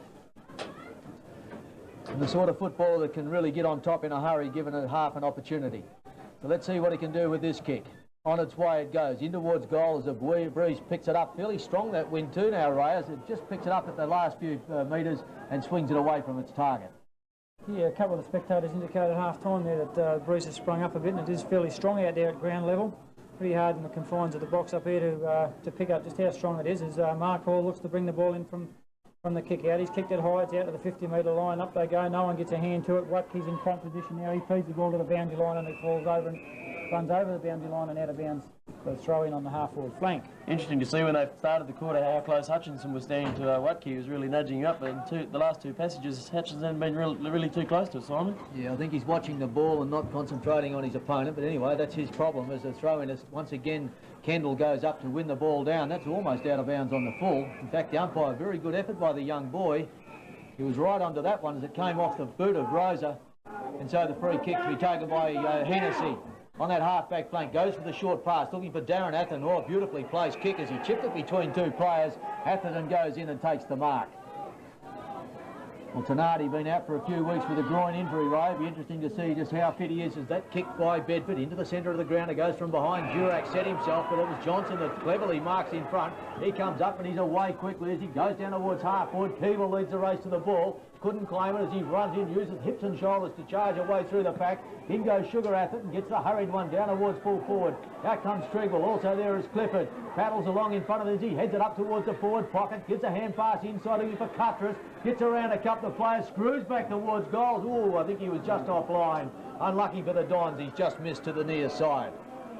But it's a score on the board, and every little bit counts in a grand final as the Dons regain a little bit of ground. They move to 5 goals, 9. Inaccurate kicking. The Hawks lead 7 goals, 4. 5 minutes gone in the third term. Simpson brings the ball back in, and he's found Robbie Thompson on the half-back line for the Hawks as he goes down towards the half-back flank. It's a high one, hasn't got a lot of distance. Durack's in the second position here behind Kendall, and the ball comes to ground and runs over the line and out of bounds for yet another throw-in. Right in front of the interchange box as the ball comes into play with Durack and Hartman doing the contesting. Both go hard. The ball comes down. A handball out from Cuttress to Hennessy. Hennessy on the a beautiful pass. It's been touch ball. It must have been as Triggle takes the ball, wheels around the big circle onto his left foot, and he's dragged the ground and scrambles the ball forward. Picked up by Rogers onto his left foot, and he drives it out of the danger and finds Armstrong on the half-back flank. He cuts inboard, very dangerous as it comes off. It will on this occasion as Payne takes the mark and looks forward. He goes down through the centre of the ground. Up comes Davey from behind. Sebastian Donovan in front. He's got one around the arrow and he'll take a free kick. Watkey's broken loose. He's 20 metres in the clear, but Donovan never had the ball and couldn't get it onto him and quick enough. As he goes to the centre half forward now where Mick Hicks looks like playing full forward. He's come out. He could have now on Taylor Patola, picks the scraps up. He bounces it towards full forward. Walpole's the only one there. He's trapped. No, he's not. He goes out on his right to the half-back flank and picked up by Mark there by Patani, who goes back and settles it down with not much to kick forward to as he goes looking for Atherton, Darren, Shane that is. He's beaten to it by Rosa, who's played an excellent game on that wing.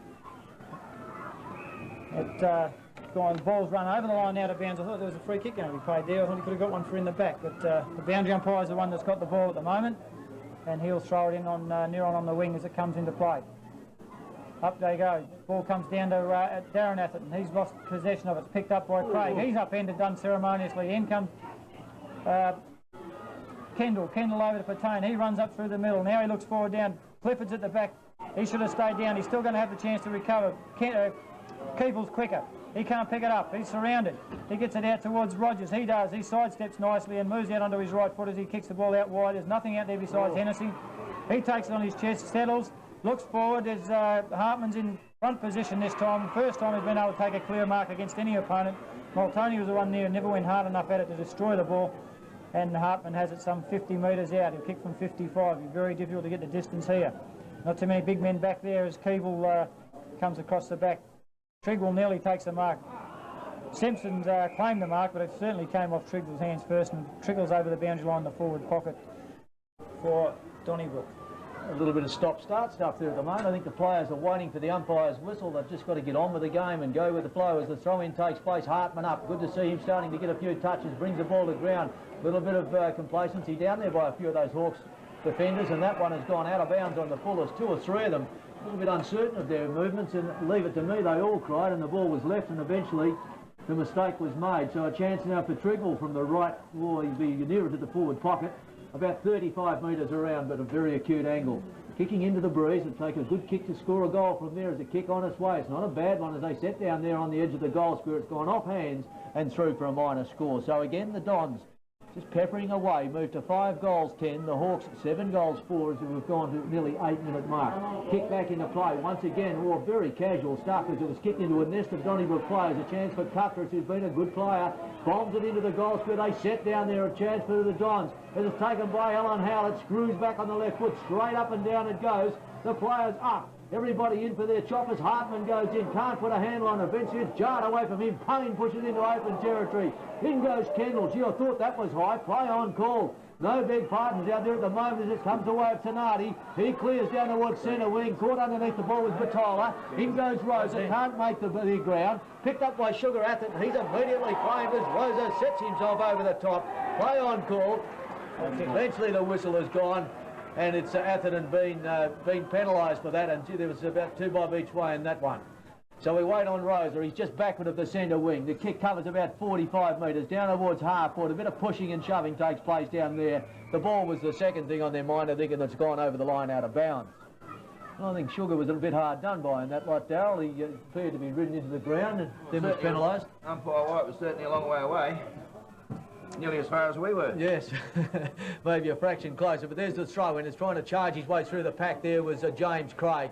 A socket kick. Goes up towards half court. Everyone overruns it. Now a chance here for Vitola, who's been moved up the ground. Takes a bounce. He's inside 50 and closing. Chips away at the goal from about 30 metres and he's missed. Took a swallow dive after the kick, looking for another one. He must have known from the time he left his boot he was going to miss. Well, I can't pick up where he's been placed, but he's been brought away from his defensive back flank where he was a dominating factor in that first half. As a kick back into play, well, Davey led for that, and it's been kicked straight into his area, so not a well-placed kick, although the Dons are in there now, and they will bring the ball away, or at least force it over towards the boundary, as Anthony Cutlass was in there, and he did the work for his side. The way that was kicked back, it was kicked directly into Davies' direction. As we wait for the throw-in to take place, 50 metres, 55 metres around, half-forward flank left for the Hawks. Nobody really wants to go to the football. Tanati goes in. First to the pack, though, or first to the ball, was Matt Kendall. He comes up with the football. As usual. Yes, he's a tiger. There's the throw-up. It's Durack, gets a hand of the ball, over to Keane. He quickly shovels it out in the direction of Saunders, has a bounce, runs around the pack, goes in towards centre half forward. Who's the target down there? Beautifully done, as it's Donovan from behind again. He's taken a number of freakish marks today, Ray, and that was another one. Yes, he's been a dominant forward on the ground, really. Even though Davies got 3 goals, he's been a focal point at centre half forward. Well, he's only scored 1 goal to date. Distance won't be a problem. But the breeze coming from right to left. What's he done with this one? Shoots towards goal. The goal umpire doesn't have to move too far across, and the Hawks have got one on the board. They moved to 8 goals 5. Donnybrook 5 goals 10. Well, again, it's 10 minutes into the quarter before a goal was scored, but they're looking at threatening the Hawks at this stage. Interesting to see one of Donnybrook's better players today, Anthony Cutlass. A bit of wind might have gone out of his sails, and he came through trying to clean up an Augusta Margaret River opponent and ran into Sugar Atherton in the middle of that pack, and they both got up a little bit gingerly. Yes, well, they can't afford to get any more injuries. There's a few of them out there a bit tender at the moment. Hartman's gone onto the ball. As a bounce down goes, Durack halves it with Johnson, who tried to take the ball. Tanati spins clear. Should have been grabbed. It goes across to the half-forward flank with Hay leading in the way. He gets an awful bounce. It comes to Rosa. He's grabbed before he hit the ground. Oh, he's got a free kick, I suppose. Technically it was there. Could have been a play on. Would have been a better decision, I would have felt, on that occasion. Yeah, a bit unfair, though, in a grand final, Ray. Rosa goes forward. It's a wobbly old kick. Into the half-forward line. James Craig picks up the ball, misses the ball. He stacks on the mill as they go in. The ball's forced out. Comes out to Walpole. Scrambles the kick to the half-back line. Atherton keeps his feet. He kicks the ball high, looking any direction. Blakely's out there. Oh, Johnson's sailed across the side of the pack and taken a good mark. He moves the ball on quickly as Hennessy's in the clear by 10 metres. The ball's bouncing awkwardly. The Hawks come back onto him. Blakely's giving him something. He's being caught. Too slow, son. Play on. The call from the umpire as he says, go on. It goes to Rosa. Rosa handballs across the top to Craig. He's got some room as Rosa goes up and does some good shepherding work there on Atherton. The ball comes in directed to Donovan, but he misses the mark and it's taken by Hartman, who dangerously cuts across the ground to Patane. He takes the mark. He's got nothing forward now. He's played on. He has to go back the other way as he comes through centre half back. He's had 2 bounces. His pace is a telling factor. A good shepherd from Ashley Hutchison, and the ball's kicked out to Bleakley, who takes the mark and goes back for his kick as he swings it out wide. Johnson's got some room. Over the top comes Rogers, who's taken there by Hennessy. Picked up the crumbs there by Rosa, spins, twists, gives it over towards Tenardi in the middle. Tenardi on his left foot to centre half forward. The pack go up. Ball comes to the ground. Vitola, as a good rover should be, at the back of the pack, swings onto his right foot. But unfortunately he's off to the right-hand side. As all the Dons were up in that pack, no, a very poor defence on that occasion as Bleakley comes off the ground and looks like Andrew Clifford to go back on. It's interesting to see 2 of Augusta Mate River's better defenders in the first half, Victor Batola and Simon Multoney going into the Hawks' attack now. Well, I was going to make a similar remark that Batola has carried on his good form down into the forward line, and that spells danger for the Dons because he had plenty of the ball in the first half and was in the best couple on the ground, in my opinion, and already causing problems down there. Plenty of pace, and he is a natural rover, so if he gets touches down there, I think big problems as the throw-in takes place. Big pack there, Darren Atherton muscles his way to the front, brings it down to Clifford. He's going nowhere. Back in goes Atherton to butter up on his good work. Over to Patane, about to be claimed. Gets a kick away. It'll be marked by Payne. No, it won't. He drops it. Rogers charges through, gathers it in. Gets a hand pass away to Tenardi. There's a whistle on play. And a free kick is picked out of this as Andrew Clifford got met by Rogers in that little passage. Didn't quite see what happened there, but it'll be the Dons' free kick and Andrew Clifford to put his side forward. Patane has come off the ground. He's rolled over the ground, rolled over the boundary line with cramp, and nobody's seen him. The Donnybrook trainer down here in front of us hasn't even seen him. He's 20 metres and running the other way.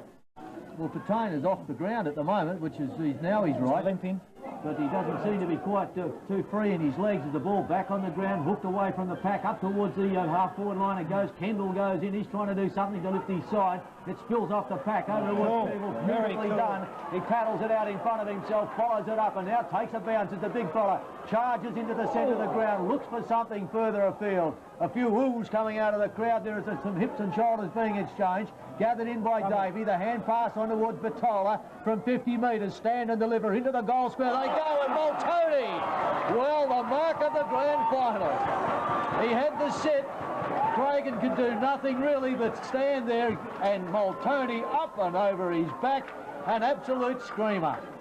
Come away with a bit of a limp, but by G-Ray, they'll remember that for some time. I certainly will. If, as you call it, the mark of the grand final, it's like Cragen doing the right thing, playing in front, but there's not one thing you can do in that situation with a player of his size coming over the top. And again, Patane down on the ground with what appears to be a cramp.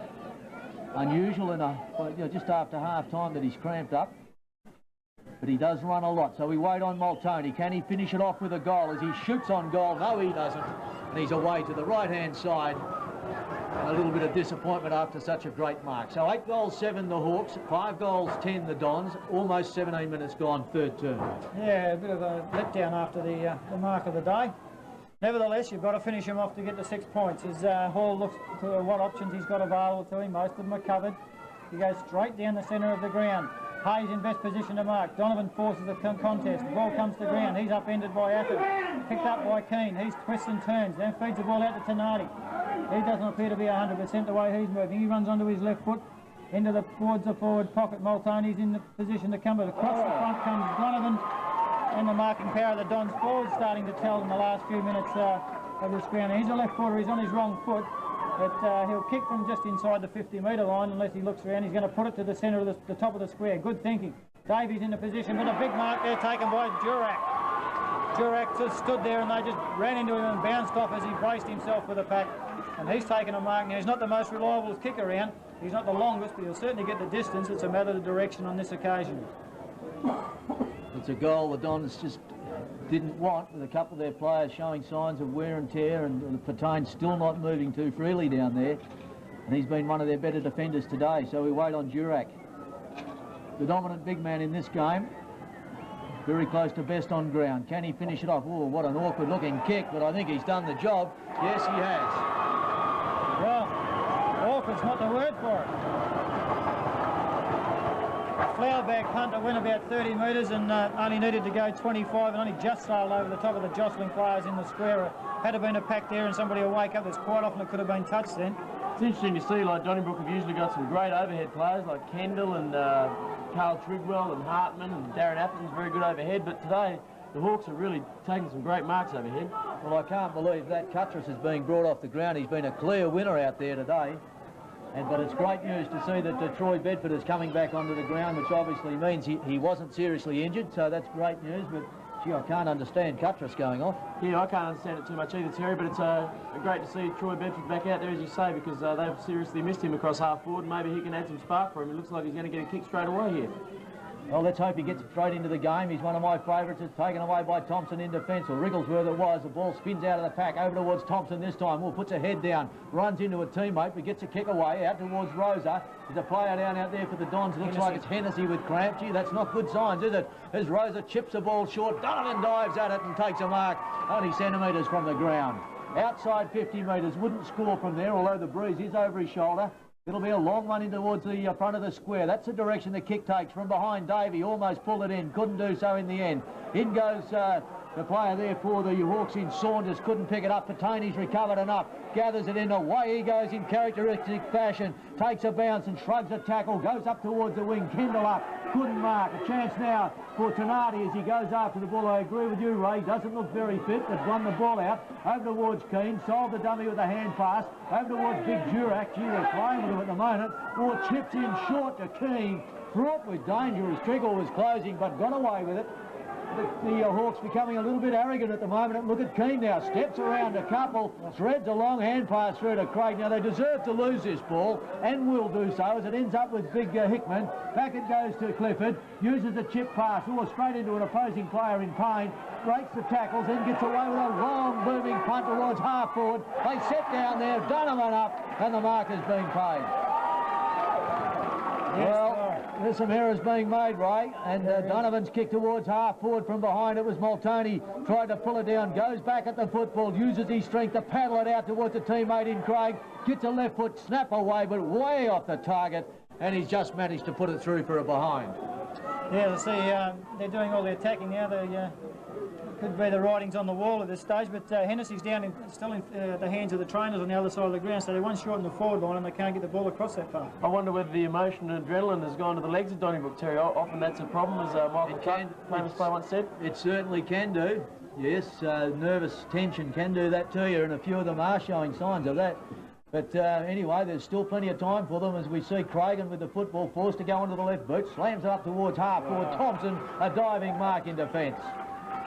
A grand little battler as Robbie Thompson goes back, weighs up the options, then follows the boundary line. That's not a bad course to take. Punched away out there by Matty Kendall, was it? No, it wasn't. It was Phil Hay. Comes back infield, taken by Trigwell. He finds Johnson. Johnson kicks hurriedly down towards full forward from behind. Hartman up. Couldn't pull it down. Picked up by Hennessy. Screws it back towards the goals. Alan Howlett there runs around. Tries to get onto his favoured right foot. Feeds a hand pass further afield to Bedford.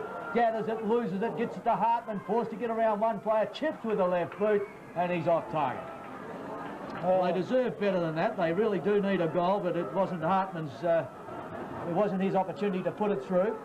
Hasn't been his best day by a long shot, but this quarter's certainly been his best in this game. Yes, he's managed to get a few touches, and that's what it's all about. If you can, you never know, if you can get 2 or 3 kicks in 6 or 7 minutes, you can do some damage. The ball comes in from Simpson right onto the chest of Saunders, who has gone slightly out of the game since the first quarter. He had a burster of the first quarter. To Donnybrook's credit, you just have to, you really have to admire their work in the forward line, because when the ball's been down there, they have fought very hard to try and keep it there. It's just that Customate River's defence is playing well. Well, the Hawks a chance to go forward again as Big Durack puts it out in the path of Rosa, who's now starting to get right into this game. Stands, looks for the hand pass, the feed out towards Donovan. Uses his right boot to chip it into the pocket. The target down there was Multoney. Both players caught under that, Multoney and Hutchison. It comes back to Vitola. His leg, play on call. Back it goes to Rosa. An open goal coming up as Rosa runs in. Oh, gee whiz. He tried for the banana off the outside of the foot from about 2.5 paces out. Ended up with an absolute sour lemon and put it out of bounds on the full. You couldn't miss from there. Yes, you can. Well, why he didn't hand pass over the top is beyond me, but of course we're not out there, Ray, and he was, and he thought the goal was there for him. Why didn't he use the left foot? Well, there's that, as you say, he had 2 options, the left foot or a handball across the top, and That goal might have almost been the death knell as far as the Dons are concerned, but they've got off the hook. Let's hope they can take it up the field and make something of it as a kick across goals finds Hutchison. He's away. Now look at this for an open paddock. It's marked by Andrew Clifford. He can run a mile, takes a couple of bounces, cuts across the centre, looks towards centre half forward. Still they've got loose men, and this time it's Bedford that goes in to take the mark. Well, some very slack defence by the Hawks. I think they were mesmerised by that miss down the other end. This may cost them as it goes up towards full forward, but it's taken away down there. Wrigglesworth floats into the air to take the mark, feeds a hand pass to Bradley Keeble. What a great reward it would be for his years of service if these, the Hawks could win today for him. The ball down towards wing again. It's Rosa uncontested, takes a hand play. Oh, not a good one though. Where was he aiming with that one? Taken in defence by the Dons player in Hickman. He's claimed. Down they go like 9 pins. A free kick is picked out of all that, and it'll be the Dons that come away with it. No, you can't do that! No, you can't do that. All leads will be covered now with the ball being brought back some 60 metres from where it was as Troy Walton comes onto the ground. I missed who went off at that stage. So too did Scott Keeble, so I guess that Durack has come off, although I didn't see him. I Can't see him out sat there. down. He must have done that in a hurry. The ball in the hands of Darren Atherton. He's dragged away from it, picked up by Vitola. Quickly running into Best on the ground, chipped towards half forward. Taddy Warpile went in, left it there. In goes Sugar, dragged around the scruff of the neck. Surely the free kick to go his way, and he'll get the Dons out of trouble at the 50-metre line in defence. Well, they need for Sugar to lift. They need Darren to get into the game. Hartman, they need all their stars to come to the party now if they're going to make a game of this, because it's gradually getting away from them. The game up towards centre wing. Bedford there feeds a hand pass inside to Andy Clifford. Lost it, then regained it on to brother Wayne. Out wide is Bedford backing up beautifully. An awkward one for him, but gathers it in one grab. The left foot pass up towards the forward pocket they go, and there's Big Ron. I think it is. Yes, it is. Front position. Big Ron Hartman has claimed that one. Pretty strong effort too as he held his ground. Simpson coming over the top, couldn't jar it away, and now a chance for the Dons to regain some ground. Currently trailing by 21 points as we once more head towards that time on period, the crucial time in this, the grand final quarter of the grand final, the third quarter. It's the one where the game is won and lost, and at the moment the Dons got the job in front of them. But let's hope that Hartman can do something for his side as he comes in. Shoots from about 45 metres. Beautiful kick. He's a nice kick of the ball, and he's put it straight through the middle. So it may be the lifter they need, Ray. Let's hope that they can go on. Yeah, well, that brings them well back within touch now. It's 15 points of difference, and that's not insurmountable by any stretch of the imagination with the way football's played these days. Tough the way they're doing it, but their resilience will keep them instead, and they only need to put the pressure on now. And as you say, the time on period is when Margaret have got their goals in the first quarter to snatch a bit of a break as in the time on period, so they're very, very important, as we've said all throughout the day. How important will that miss by Rosa be at the end of the day, Darryl? Well, it's a bit hard to say. There's still plenty of spirit in the Dons camp. I see Mark Hall run from full back into the centre square there to encourage his teammates, so they're still in there with plenty of spirit. Well, the Sugar again dragged off the football. He was the only one that really had eyes for the ball. He was tackled very high and comes up with the free kick. Just in the centre of the ground. There he goes, into centre half forward. Setting himself down there was Triggle. From behind, though, it's Thompson. A little bit of a push and a shove in that tackle. I think there'll be a Donnybrook kick. No, there won't. As they swing it away from that defensive area out towards centre wing. The Hawks in front position through Saunders. Ooh, down he goes. As Darren Atherton closed on him. The old heave-ho saw him go over the line. Right in front of us here, we can almost feel the action as it's Scott Kevill opposed to Brad Hickman. No player can get a tap away. Armstrong does so. Straight to Kendall. Feeds a hand pass to Hennessy. He looks like he's recovered from cramp. Goes down under tackle as he pumps it up towards half forward. But the ball goes over the line and out of bounds. Well, He seems to have recovered from his injury or whatever it was, cramp. Yeah. You've got to admire Matty Kendall's fighting spirit, don't you? He's been in everything this afternoon as we wait for the throw-in once again. Kendall it is, it's run up there, he just come back and consoled his teammate, then went down and contested the throw in as Armstrong feeds a hand pass inside. Rosa there, goes for the sweeping pass out wide to no one in particular. The ball will beat everyone over the line once more, and out of bounds it goes. Well, they have to put the best foot forward from here as we wait for the throw in once again. Hickman opposed to Keeble. Keeble takes clear possession, looks for the hand pass, eventually claimed. Could have been holding the ball. Tenardi comes up with it. Over the shoulder he goes. Lucks a fortune as Saunders sets and takes the mark on his chest. There he goes with a kick. It floats it across towards Rosa. And once again, he's able to scoop it in just close to the ground. He's got a lead coming further afield from Multoney. Donovan chips in front position as a big Hutchie goes in for the Dons.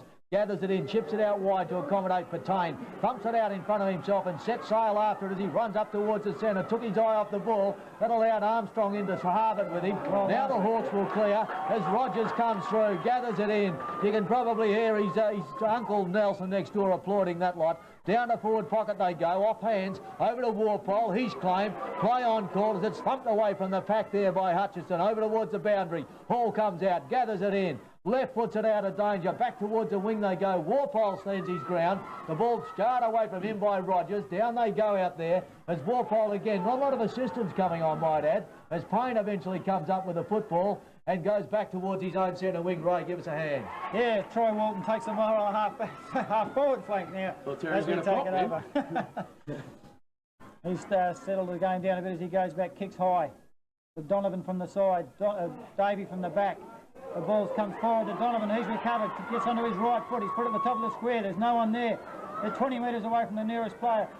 As Hickman comes across, and he's happy enough to see the ball go over the boundary line, and we'll have another throw in on the left half forward, between forward pocket and half forward flank for the Hawks, who are currently leading by 15 points with 28, maybe 29-minute mark of the quarter. Well, the Hawks have dominated the quarter. They've been down in their forward area for the whole term, and they really haven't got enough on the board for it, have they? They haven't. As Darren Atherton brings the ball out along the wing, he drives to half forward. There's a jostle for a front position. Cuttress has come straight off the interchange bench, through the pack and taken the ball. Handball to Bedford, has come back towards Cuttress. They've messed around with it. Payne doesn't want it. He looked up and took his eyes off the ball. As the umpires decided, I'll have that one, no one else wants it. And we'll have a throw up right on the wing position, with the vocal support coming from the crowd on both sides of the fence. Umpire Sabon's indicating where he's going to bounce it. Keeble will go up against Atherton. Johnson decides to chip in. Keeble stands his ground. He forces the ball forward. Hard work. He feeds it out. Shark by Atherton. Sugar it is. He goes down to the half-forward line. Andrew Clifford's behind. They lock arms. The ball stays in play. It bounces once, and now it will roll over the half-forward line and boundary line and go out of bounds for yet another throw-in. Boundary umpires have had a bit of work to do late this quarter. That was a good effort by Sugar. It was excellent. Read the play there, the way he chopped it off. Been able to get that hand pass through. The Hawks were open all the way to the goal, but Sugar anticipated. As Darryl just said, he's lifted. He's certainly gritted the teeth, having a bit of a dip now as the ball away from that pack goes back towards the boundary line and out of bounds. See, there have been long quarters. We've gone beyond 30 minutes each time, but not a lot of score on the board. The ball's been out of play a fair bit. And it is again at right half forward for the Dons. So you see the runner there in Kim Cross, been with them for all his life. He's been involved with them one way or another, and now as a runner he's urging his side on. Kendall goes back on goal. What a fine effort, Matty Kendall. And the Dons are jubilant with that, and so they should be, as it's brought them right back into this game at the 30-minute mark. In fact, a couple of goals in time on, and the Dons are certainly lifting. Certainly lifted all right. I mean, they're 9 points the difference, and that's what it's been about all the time, except for when Margaret was snuck away early in the third quarter. But as I said it again, it's time on, the goals in time on. It's so important, Darryl. Yeah, the Hawks' hard run into the finals, starting about 3 or 4 weeks before the finals, could tell in the last quarter if the Dons have had that week's break, and they could be just starting to run home now, I think. Yes, that's right, Darryl. Although a few of the Donnybrook players seem to be a little bit leg weary, which is not understandable given that. So at three-quarter time, it's the Hawks out by 9 points. It's 9 goals, 862. Donnybrook 7 goals, 1153. 7 points at half time, 9 at three-quarter.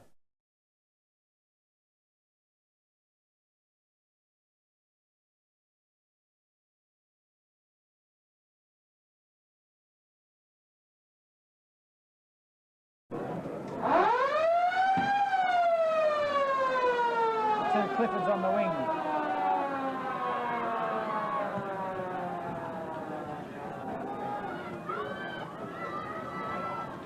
As the game gets underway for the final term, the game is certainly there for either one of the sides to win this one. Only 9 points in as the Dons out towards the boundary they go as Clifford goes down, almost had the legs taken from under him. Bernardi goes in, the stacks on the mill develop as the players would have been really G'd up by the coaches during the break. And no doubt, Ray, that the importance of this final term effort would be really hammered home.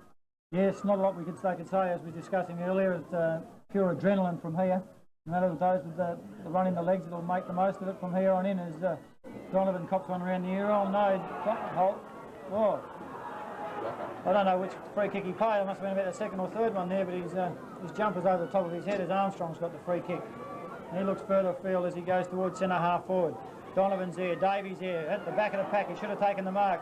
Vitola picks up the crumbs. He can't hang on to the ball. He's come through. He's knocked it back through the back of his legs. Picked up by Kendall. He comes around, out through the pack and drives it out with a awkward-looking kick out to the wing where Tenardi's taken the mark on his chest.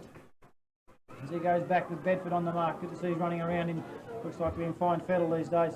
After that nasty knock he got as the ball comes to the centre half forward. Donovan's take, no he hasn't, it's not paid as Davey comes in. Yes, again Vitola can't find the handle on the footy as he goes forward again, picked up by Walpole. He's been tripped. He'll go back and take a free kick on the half-back flank for Donnybrook as he settles things down. Players moving to the outer wing looking for where he's going to kick the footy. Thanks very much, Darren. Yes, three-quarter time in the score. Taken forward by Darren Atherton's taking the mark. The only one went up uncontested as he goes forward down to the half-forward flank. Johnson's in the box seat here. He forces the opponent under the ball. Couldn't take the mark. Speeds it up. It's taken by Margaret River in Rogers. He scrambles the kick forward as Darren Atherton comes through, but he's not quite quick enough. Craig drops the mark. Sugar Atherton takes the ball and the ball's held to him and holding the bouncing the ball will be the umpire's decision. From all angles. Better players in that quarter, I thought, for the Hawks. Victor Vitola. Some tired players out there as the umpire throws the ball up. Keynes at the back there. Durack couldn't get it. Payne has a windy. First played that by to Clifford from Cutlass. Over to Clifford again. Handball to Kendall. Kendall over to Patane. He looks forward towards and chips across. A good leader from Lucan Real Estate and the Total Telephone. Treadwell picked up by Keeble. As he gets along, a good mark is taken by Walpole against Vitola as he feeds the ball out to the run of Hickman. Hickman tries to get back inside. He's been caught by Vitola, forces the kick short. Hennessy's in the right spot. He takes a mark on his chest and there's nothing forward offering as he goes forward with a long kick towards full forward, centre half forward position. The pack go up. No mark taken. Knocked forward by Keane. Taken by Tenardi. He looks for the run of Craig. He's dumped unceremoniously. The ball's forced forward. Out comes Hennessy with the ball onto his left foot. He's put there's some tired players. Nobody beside him, and Keeler takes the mark on his chest. Don's look to be finishing with a lot of run. Yes. Well, they look a little bit keener at this stage. The Hawks, some confusion out there, whether that's caused from tiredness or just lack of talk, I don't know, but some funny mistakes that weren't there earlier in the game, and now it's the Don through Patane, about to charge the ball down forward. It's over towards Andrew Clifford, screws back long and strong towards the goal square. Big pack into the air. From behind, Multoney up, claimed the mark. Maybe that was fair. There was one pair of hands sticking above the pack. Multoney's come down with the ball and claimed it. The umpire agreed with him. So Multoney took that magnificent mark in that third term, goes out towards the scoreboard flank. It's Kendall out there that comes away with the ball. What a great player Kendall's been. He's having a big influence already in this last quarter. He certainly is, and a player with his enthusiasm rubs off, and now we see big Ronnie Hartman present himself and take a fine mark about 45 metres out, 45-degree angle, and a lot hinging on this kick. Pulls the socks up. No doubt he had to talk to himself at half-time, realised that his efforts weren't up to par. His third term was much better, and now here it is, an opportunity to bring his team right back into this game. The kick on its way towards the goal square. Durack up. It didn't make the distance. Taken away by Rosa. Ducks a couple of tackles. Takes a bounce as he uses pace to get out of trouble. From that back pocket he goes. Dribbles the ball along the boundary line, looking for touch. Out comes Batola, and he's quite happy to see it over the line and out of bounds. Yes, the ball about to be thrown in. Hickman and Durack, the combatants, they jostle, the ball falls short. In comes Kendall, a heart as big as the oval itself, forces the hand, forces out to Bedford. Bedford over to Cutlass. Cutlass cuts inboard, he's grabbed. He handballs to anyone, taken by Rogers. Rogers ducks and dives and weaves. He goes onto his left to centre half back. That's dangerous if it doesn't come off. Craig takes the mark. He runs around now. Who's looking for him in the middle? Saunders. But Patane's coming and cut that off. He's run through, he's taken the ball, he's got one around the neck, and he will get a free kick. Not a good effort by Craig then, because Saunders was miles clear. He should have gone onto the left boot and made a bolter of that, but he didn't. Poor disposal as Johnson takes the ball. He's grabbed him around the ankle from a prone position on the ground. Robbie Thompson couldn't do anything else than that, otherwise he would have ran away, but from now he'll have a standing. A little bit of panic, I think, creeping in. It was a professional free kick, that one, though. He'd have been gone and had a much closer shot, but now he may be struggling for the distance. Well, it's similar to the quarters. We'll see how we go from there as he moves in deliberately. Oh, it's a shocking kick. 25, 30 metres at best, and Payne ducks back to take the mark. He's wheels out in under his right foot. He finds Rosa. Rosa over the top of Clifford. He's looking for Vitola. The ball goes over his head and stays along the boundary line. It's running on awkward. He's had trouble picking up this quarter. He's spoilt by his own player. He's had to knock it towards the boundary line. Won't go far enough. Picked up by Hay within a metre from the boundary. He ducks around Donovan. He gets his kick in. It's up towards the half-forward flank. Too early for Wrigglesworth, and Cutlass has taken the mark from behind. The ball's jarred away from him as he comes to the ground, and he'll go back and take a set shot towards the forward line. Could easily got 50 there, I thought. Yes, the way the ball came free very, very late. He drives the ball towards centre half forward. Durack goes up. He misses the mark. It's spoiled. It comes to ground. Triggle couldn't do anything with it. Payne forces it out to Rosa again. Rosa ducks the tackle. He comes out. So high, wide and handsome as the ball lands right up on in the back of the grandstand. And there is a little bit of a panic going on out there with the Hawks, Terry. Well, Rosa is going to be an important player for them this term. He's one player that's got a bit of run in him. He's got plenty of pace. But he has to be a little bit careful. His last 2 kicks he's had, or 3 kicks, he's thrown the ball onto his boot rather than kick it correctly. And he did it again that time. And the result was out of bounds on the full. So just regather the thoughts and settle down a little bit as big Durack takes that mark in defence, comes back towards his boundary side, overcomes Donovan. There is Cragen for the Dons, and he thumps it over the line, and he scores the throw in right underneath us here. Well, there's all sorts of directions being offered from the boundary here as from the throw-in. Kendall again, gee whiz, he's playing his heart out. The ball goes through to Armstrong, chips it out short, over towards Keane. If he can gather this, it's trouble for the Dons, but it's taken by Davey. What's he going to do with it? Swings it back with the left boot, back towards full forward it goes. Hutchison sets down there. It's 2-on-1 at the moment. Although the Hawks are there in numbers now. Socket away by Hay. Goes over towards the boundary line. The ball stays in. That allows Patane to pick it up. He takes a bounce, stops, props, comes back infield. What's he got on further down the track? Into the centre he goes as Hennessy sets beautifully weighted kick, and Max Hennessy is marked between centre and right centre wing. There he goes, out wide, over towards Tony Johnson, and Johnson has taken a very strong mark under pressure at right half forward. Donnybrook have got some run in their legs. They're playing like they have early in the season when they're on top of the ladder as he goes forward towards Hartman. The ball's spoilt by Multoney, and the ball runs over the boundary line for another throw-in over near the scoreboard flank with some 8 minutes of play gone in the last quarter. Well, I really thought Davey should have got the ball over the top to Jamie Keane there. He could have run into an open goal, but he didn't. He went for the kick, and Ashley Hutchinson tied it up very well, and in the end, Patani cleared it magnificently out of that back pocket. Some pretty good defence by the Dons, and of course that's been their hallmark all year as Bedford with the football robbed away from him, though. Some fine tackling out there by Thompson, and he's forced the ball off the boot of Bedford over the line, and again a throw-in will take place.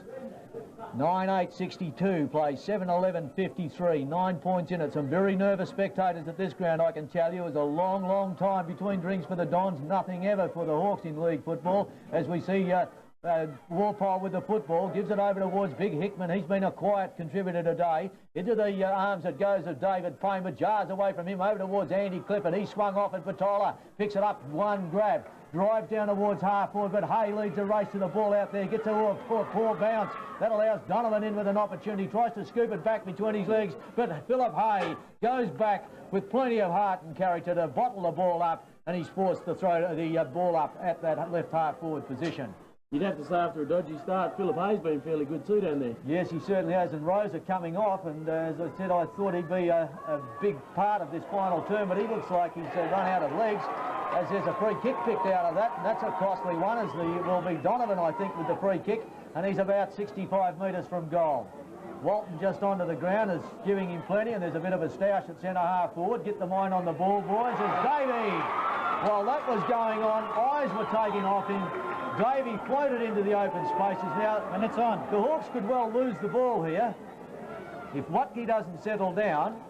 The captain's come and dragged him away. Where's the kick? Well, and that's fair enough because Watke went in. He had no need to go in there.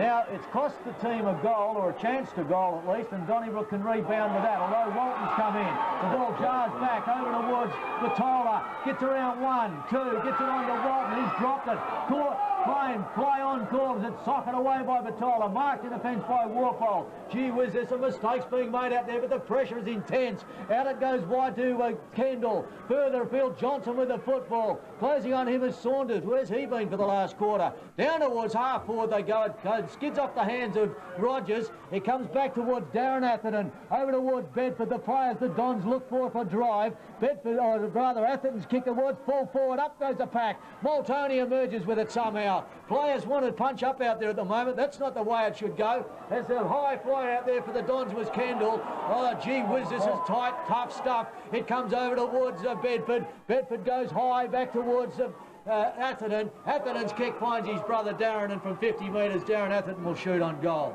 The next goal's rather critical here. The Dons have done all the attacking, but they're still 9 points down. If a goal goes to the Hawks, they're 15, but if they get one, they're back within 3, so it's very critical. It's on again over in the forward pocket. Well, this is silly stuff. I mean, they've just got to win to get the goals on the board. As Bedford, oh, it took too long. Goodness me, no talkers. It's cleared away by Kevill, back to the centre of the ground. This will be marked by Kendall, and he's done a good job. Marks the ball, outside 50. Too far, about 2 kicks from goal. The kick is a floater in towards half forward. Up goes Trigwell. The crumbs go the way of Walton. He goes onto the left boot, swings it out wide. What's he got out there? Coming onto the ball is Davey. Runs it through the back. Lucks of fortunes. It skids back to him. Over to Vitola. Runs into trouble. Oh, player in Watke's loose. Up the track, and Watke's accepted the pass at the 50-metre line. Well, he's got to make amends here for what he did just a minute ago. Well, that was terrible what he did before. Turned the ball over while they were shooting on goal. Some of this action seems to work on the Hawks up though. They seem to be taking it back up to Donnybrook now when the Dons really look to have a run on. The kick by Watke in towards goals. Oh, up was Hutchison. The ball thumped away from that player, back to the pocket, and it's gone out of bounds, and we've got a throw in about 5 metres around. Well, this game won't be decided early, I can tell you that one. It's about time we had a close grand final. We've certainly got it here. The crowd is on their feet around the boundary. You can see that as we wait for the throw-in. As Darryl said, the next goal is absolutely vital. Who will get it? There's the ball currently locked in the Hawks half-forward line, picked up by Donovan, swings back onto the left boot, and he's found the Toller 40 metres from goal on a 40-degree angle. Well, it just shows you every kick is important. It doesn't matter where it is. It's how you deliver it and who you deliver it to. And there's an opportunity for a goal here. And as we just said just a minute ago, this could be a big break if you can get it. It's a big if. And you look at some of the experience of the Hawks, like Tenardi's great tackle down the other end when he ran down that certain goal of Troy Bedford's, and Vitola finding some space by himself at the other end as he lines up. Well, let's see what Vitola can do. The Breeze will pick this up, but not enough. And it's gone through for the minor score. So Vitola, after being shifted from half-back to the forward line, has chipped in with 3 behinds. And again, that's the first score of the quarter, and that's 13 minutes gone. Yes, well, that's been a trademark of this game. It's a kick back into play. Dangerous kick as a player in Hay set himself. It comes to Donovan, was it? The ball spills clear of him, picked up in the fence now. Coming away with his Philip Hay, puts it on the left boot. Is it out of bounds on the floor? Well, it's either out of bounds on the floor or a mark to Vitola. The mark will stand. Gee whiz. The Hawks chipping away as Vitola goes into half forward. Look at this slack play. Very good kick. As Armstrong. Saunders on his own, 25 metres out from goal. He hasn't seen him. It'll be a difficult kick from this position. He's going to kick from 50 metres. The defender, as Durack casually drops back towards goal. Now, nobody's really coming up to pick him up, although Warpole's noticed it. And he's going in for the mark. Somebody big in the pack. It's a very open forward line if somebody's got a bit of pace to get into the holes. I don't know that it's open, but there's holes to run into, Ray, as we wait on Armstrong to come in. Let's see what he can do. The boy from down the bush, the kick up towards goals, make the distance, big pack up, punched away, goes to James Craig. He goes to ground under tackle. Is it holding the ball? Out of bounds, they cry. Fantastic tackle by Warpole there. He wasn't going anywhere. Well, desperation's called for, and it's certainly been delivered as far as the Donnybrook side are concerned, but they need to get it to the other end of the ground and score something. They can't afford to let the Hawks score while they've got it down there, as again they go in desperation as they go into the ground level. Out of the packet goes to Bartolo. He left, puts it back towards goal. Again off target, this time out of bounds on the full. Yes, it is. Well, any scores will do at this stage, but it's just missed anything at all, as Phil Hay will bring the ball back into play. He's pretty static. He's got to go for the long kick. That he does. Comes out to the 50-metre line. Durack and Hartman. And in from the side is Hennessy. And the mark has been paid to Hennessy. Smallest man in the pack. As he was, as it comes out to the half-back flank. Davy's been coming out of goal. He's going to take this mark. He does too. Hartman didn't seem to want to know too, Hickman didn't seem to want to know too much about that one. As Davy settled things down, he's taking his time. I don't know if that's a wise decision this early in the quarter. So he goes, he's going to kick it a torpedo. He's got the spiral punt. Davy's in front, Sebastian Donovan's in front. Hennessy's there again. Well, there's a lot of free kicks going down there this way, but I suppose they're there in the rule book, but... He was tripped. Yeah, there's no doubt about that. Everyone cries foul, but... Hennessy, they're starting to use torpedo torps as the ball comes down. Atherton's in the front position. The ball bounces away from him. Then comes Davey, that is, and forces the ball over the boundary line for another throw-in in front of the South Bunbury Footy Club. With the score showing Augusta Margaret Ribbon 9-9, Donnybrook 7-11, 10 points the difference. 16 minutes scoring shots, Ray, so they've had the same opportunities as a throw in at right half forward for the Hawks. It's Kendall, brings it down cleverly to his rover in Hennessy, taken away by Clifford, ducks around a player, nowhere to go, goes across. In fact, he loses ground as he goes backwards with a kick. It should run to the boundary and go out, but golly, he's actually put the Hawks deeper into attack with that clearing kick. Rosa getting plenty of treatment down there on the calves. Looks like he's got a touch of cramp too, as it's thumped off the top of the pack by Hutchison. It goes to ground, picked up by Warpole. Waited too long for the hand pass. He was claimed. It comes down to ground again. They go in with shuffling, soccering tactics. And the ball beats the players and goes off the feet and over the line out of bounds once again. And again, the throw-in to be affected. He's been a fair player again today, Terry, Steve Warpole. Yes, he has. He's a good little tryer down there, isn't he? Doesn't get a lot of praise, but just quietly goes about his work as it's shuffled out of the pack over towards Batone, and away he goes. Has a bounce, as usual. Feeds the hand pass over the top. What will come of this is Clifford's there. He looks for the hand pass, but just drops it out into no man's land, or made it hard on Bedford, who's already had a terrible knock today. It goes to ground. In goes Clifford again, picked up by Sugar Atherton. Down towards half forward go the Dons, and Darren Atherton now with a chance, although closing on him was Multoney, who thumps the ball wide and pushes it over the line out of bounds. Well, the ball's up the other end of the ground now after the Hawks had it for some 5 or 6 minutes. And Multoney backed himself there, which was lucky he got to it because Carl Krieger was breaking free to the middle of the ground. Well, we've gone 18 minutes in the final term. So far, one behind only has been scored. The Hawks got that one, and the ball currently at the Dons' half-forward line. It's been pushed out of the pack towards the boundary. Kendall goes after it like a man on a mission. Can't make the ball in time, and it's gone out of bounds. Matty Kendall, what a performance he's put in today. He's tried his best to lift the side, and they've in part responded, but they just can't quite get the lucky breaks as Hennessy shovels it down forward, but it's chopped off down there. It's going back with the ball. Is it Walton down there this time? Gathers it in, or Rogers it was, comes across the ground. Very dangerous kick, and the mark is taken by Hickman. Well, Hickman hasn't had a good day. I think that's fair to say, but he can cover himself with glory if he can put this one through. The distance won't be beyond him, but again, it's a tricky breeze. Taking all the time about the place to line this one up. We're right behind this kick. He moves in just inside the 50-metre line from where he kicks with Multoney on the mark. He's kicked it out wide. It's coming. It's not going to come back anywhere near enough. It's not going to make the distance, and it's thumped across the line for a point. I think that's their first score for the quarter, which is some 19 minutes old. 2 points for the quarter.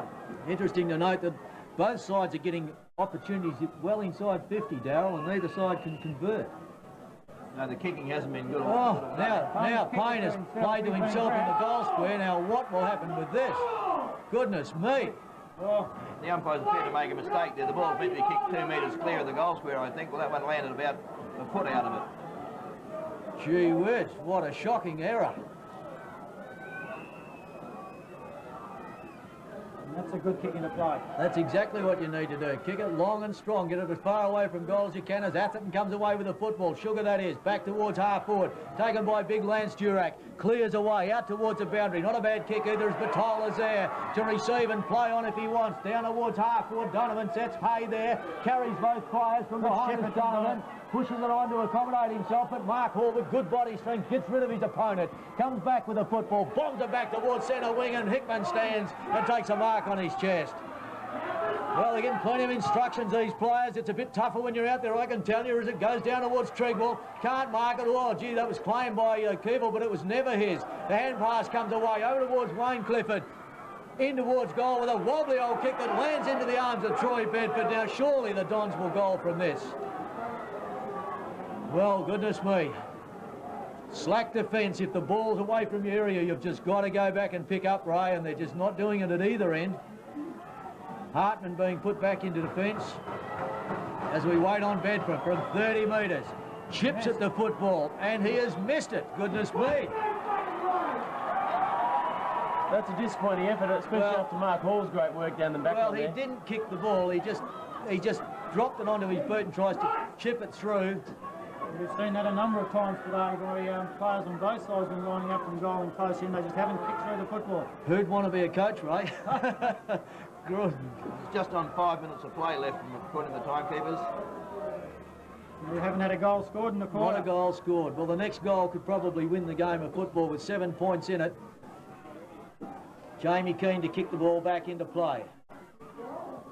He's kicking in the direction of Durack, I suppose not a bad choice. Durack being, Clifford has taken the mark, plays on with a hand pass to Sugar Atherton, goes in short to clear. Trigwell. I was looking beyond him, I didn't actually see him there, Ray, but Carl Trigwell chipped in. Atherton, with the presence of mind, was able to, and good vision, was able to pick him up and pop it over the top. And now Carl Trigwell can make this 1 point ball game. Comes in, kick on its way. What's he done with it? Again, he slid it away. What chance of draw? 1 goal the difference. I'll say a goal now, we can all come back next week. Well, the Dons peppering away have kicked 4 points in succession. In about 3 minutes. The spectators have come alive as Small Tony brings the ball back into play. It's a good kicking. It's out towards Durack. He's thumped it forward. There's nobody behind for Margaret River as Darren Atherton runs onto the ball. He looks forward. It's a long kick in towards the forward line. Keeble up. He takes a strong mark. Brad Keeble, as he goes back, he's seen somebody out wide, Payne and Tenardi. Tenardi will take the mark with Kendall right on his hammer. Payne's gone forward, but he's going to be picked up by Johnson, who ran hard to pick him up and close down that avenue of attack. Goes along the wing towards Craig. Up goes Davey across the top. He misses a mark. Picked up by Davey and Donovan Davey. Donovan has got the ball. No, Armstrong. Got the third time lucky, they say. You're excited, right? You're excited. Aren't we all? Could that be a mess having marked a big Keeble? There's a kick from Armstrong, a funny old kick that covers some distance, goes up towards half forward, running onto this time with Simpson, gathered in by Watke, screws it back towards goal. A chance for Donovan, although he couldn't get to that one. Gee, he looks very sluggish. And why not? It's been a hectic game. He's been involved in the action from start till now. The young fella who jumped the fence beat him to the ball then. Yeah, he was really lumbering after it. And some of these players are just running on memories at the moment as we go towards time on 20, nearly 24 minutes gone in this final term. Not too long to go, I can tell you. As Kendall again brings it to ground. It comes over the way of Batola. He shovels it further afield. Who's that? Is it Armstrong goes to ground that could be penalised, gets it further afield, over towards Walton, back it goes towards half forward, but cools a cucumber. Mark Hall comes down and marks the ball on his chest. In between a couple of Hawks players. Out wide he's got Hay. He can mark and play on. He doesn't mark, but he gets a kind bounce, gathers it in, left puts it down towards half forward. Coming up to meet it is Cuttress. With him is a player in Wrigglesworth. Wrigglesworth gives a nudge in the back, and the ball has gone over the line out. Well, this is a classic a classic grand final, Roman. We haven't had one of these for a long, long time, and the two teams from out of town have brought it to the people. Well, it's been a long time coming, as you say, but hasn't it been fantastic? They've delivered the goods this afternoon, and these players have played their heart out as Matty Kendall feeds the hand pass to Clifford to Hall, who's come down the ground to try and do something for his side. Stacks on the mill about 30 metres in from the boundary, and a ball up. Well, a lucky break here as Patana's loose in the centre. Nobody's worrying about him now. If he gathers the ball, if they can feed to him, he can run it up.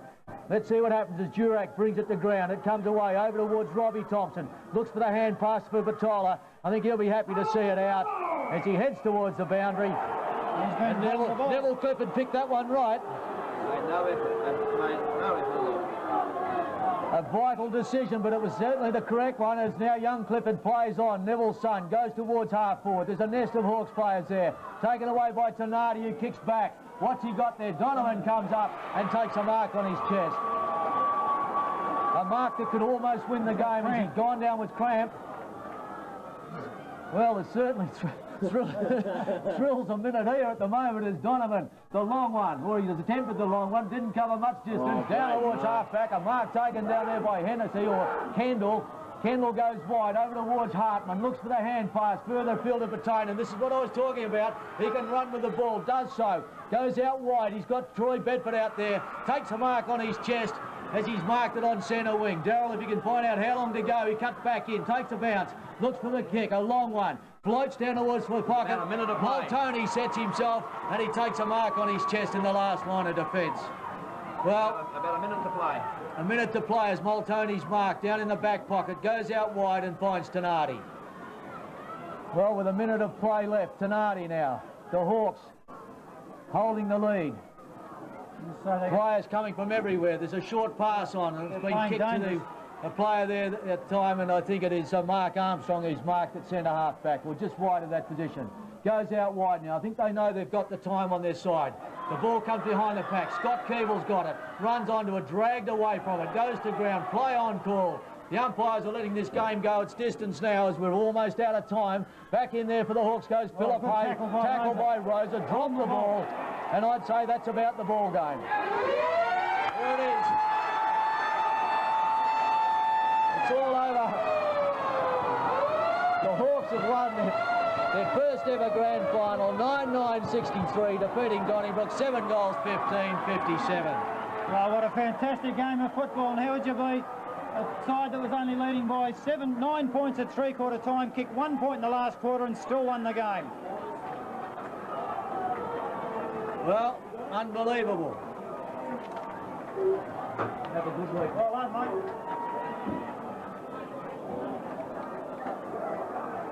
Well, it was going to be a popular win no matter who won the game, and the Hawks have won their first ever senior grand final, made it a great day by winning the reserves, and obviously it's going to be a huge time down south in the next 4 or 5 days.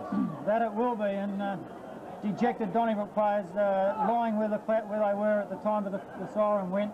They haven't been able to get up from the ground. It's been an absolutely fantastic, thrilling game of football. One that, as we said earlier, has been a long time coming in the Southwest as far as a close game. And as we said at the start, it's unfortunate that one side had to lose. Only 5 points scored in the last quarter. No goals scored. In fact, the Dons couldn't score a goal after half-time. There were only 2 goals scored after half-time, to give you some idea of just how intense it was. And it was the Hawks that stood supreme at the end of the day, and they win their first grand final.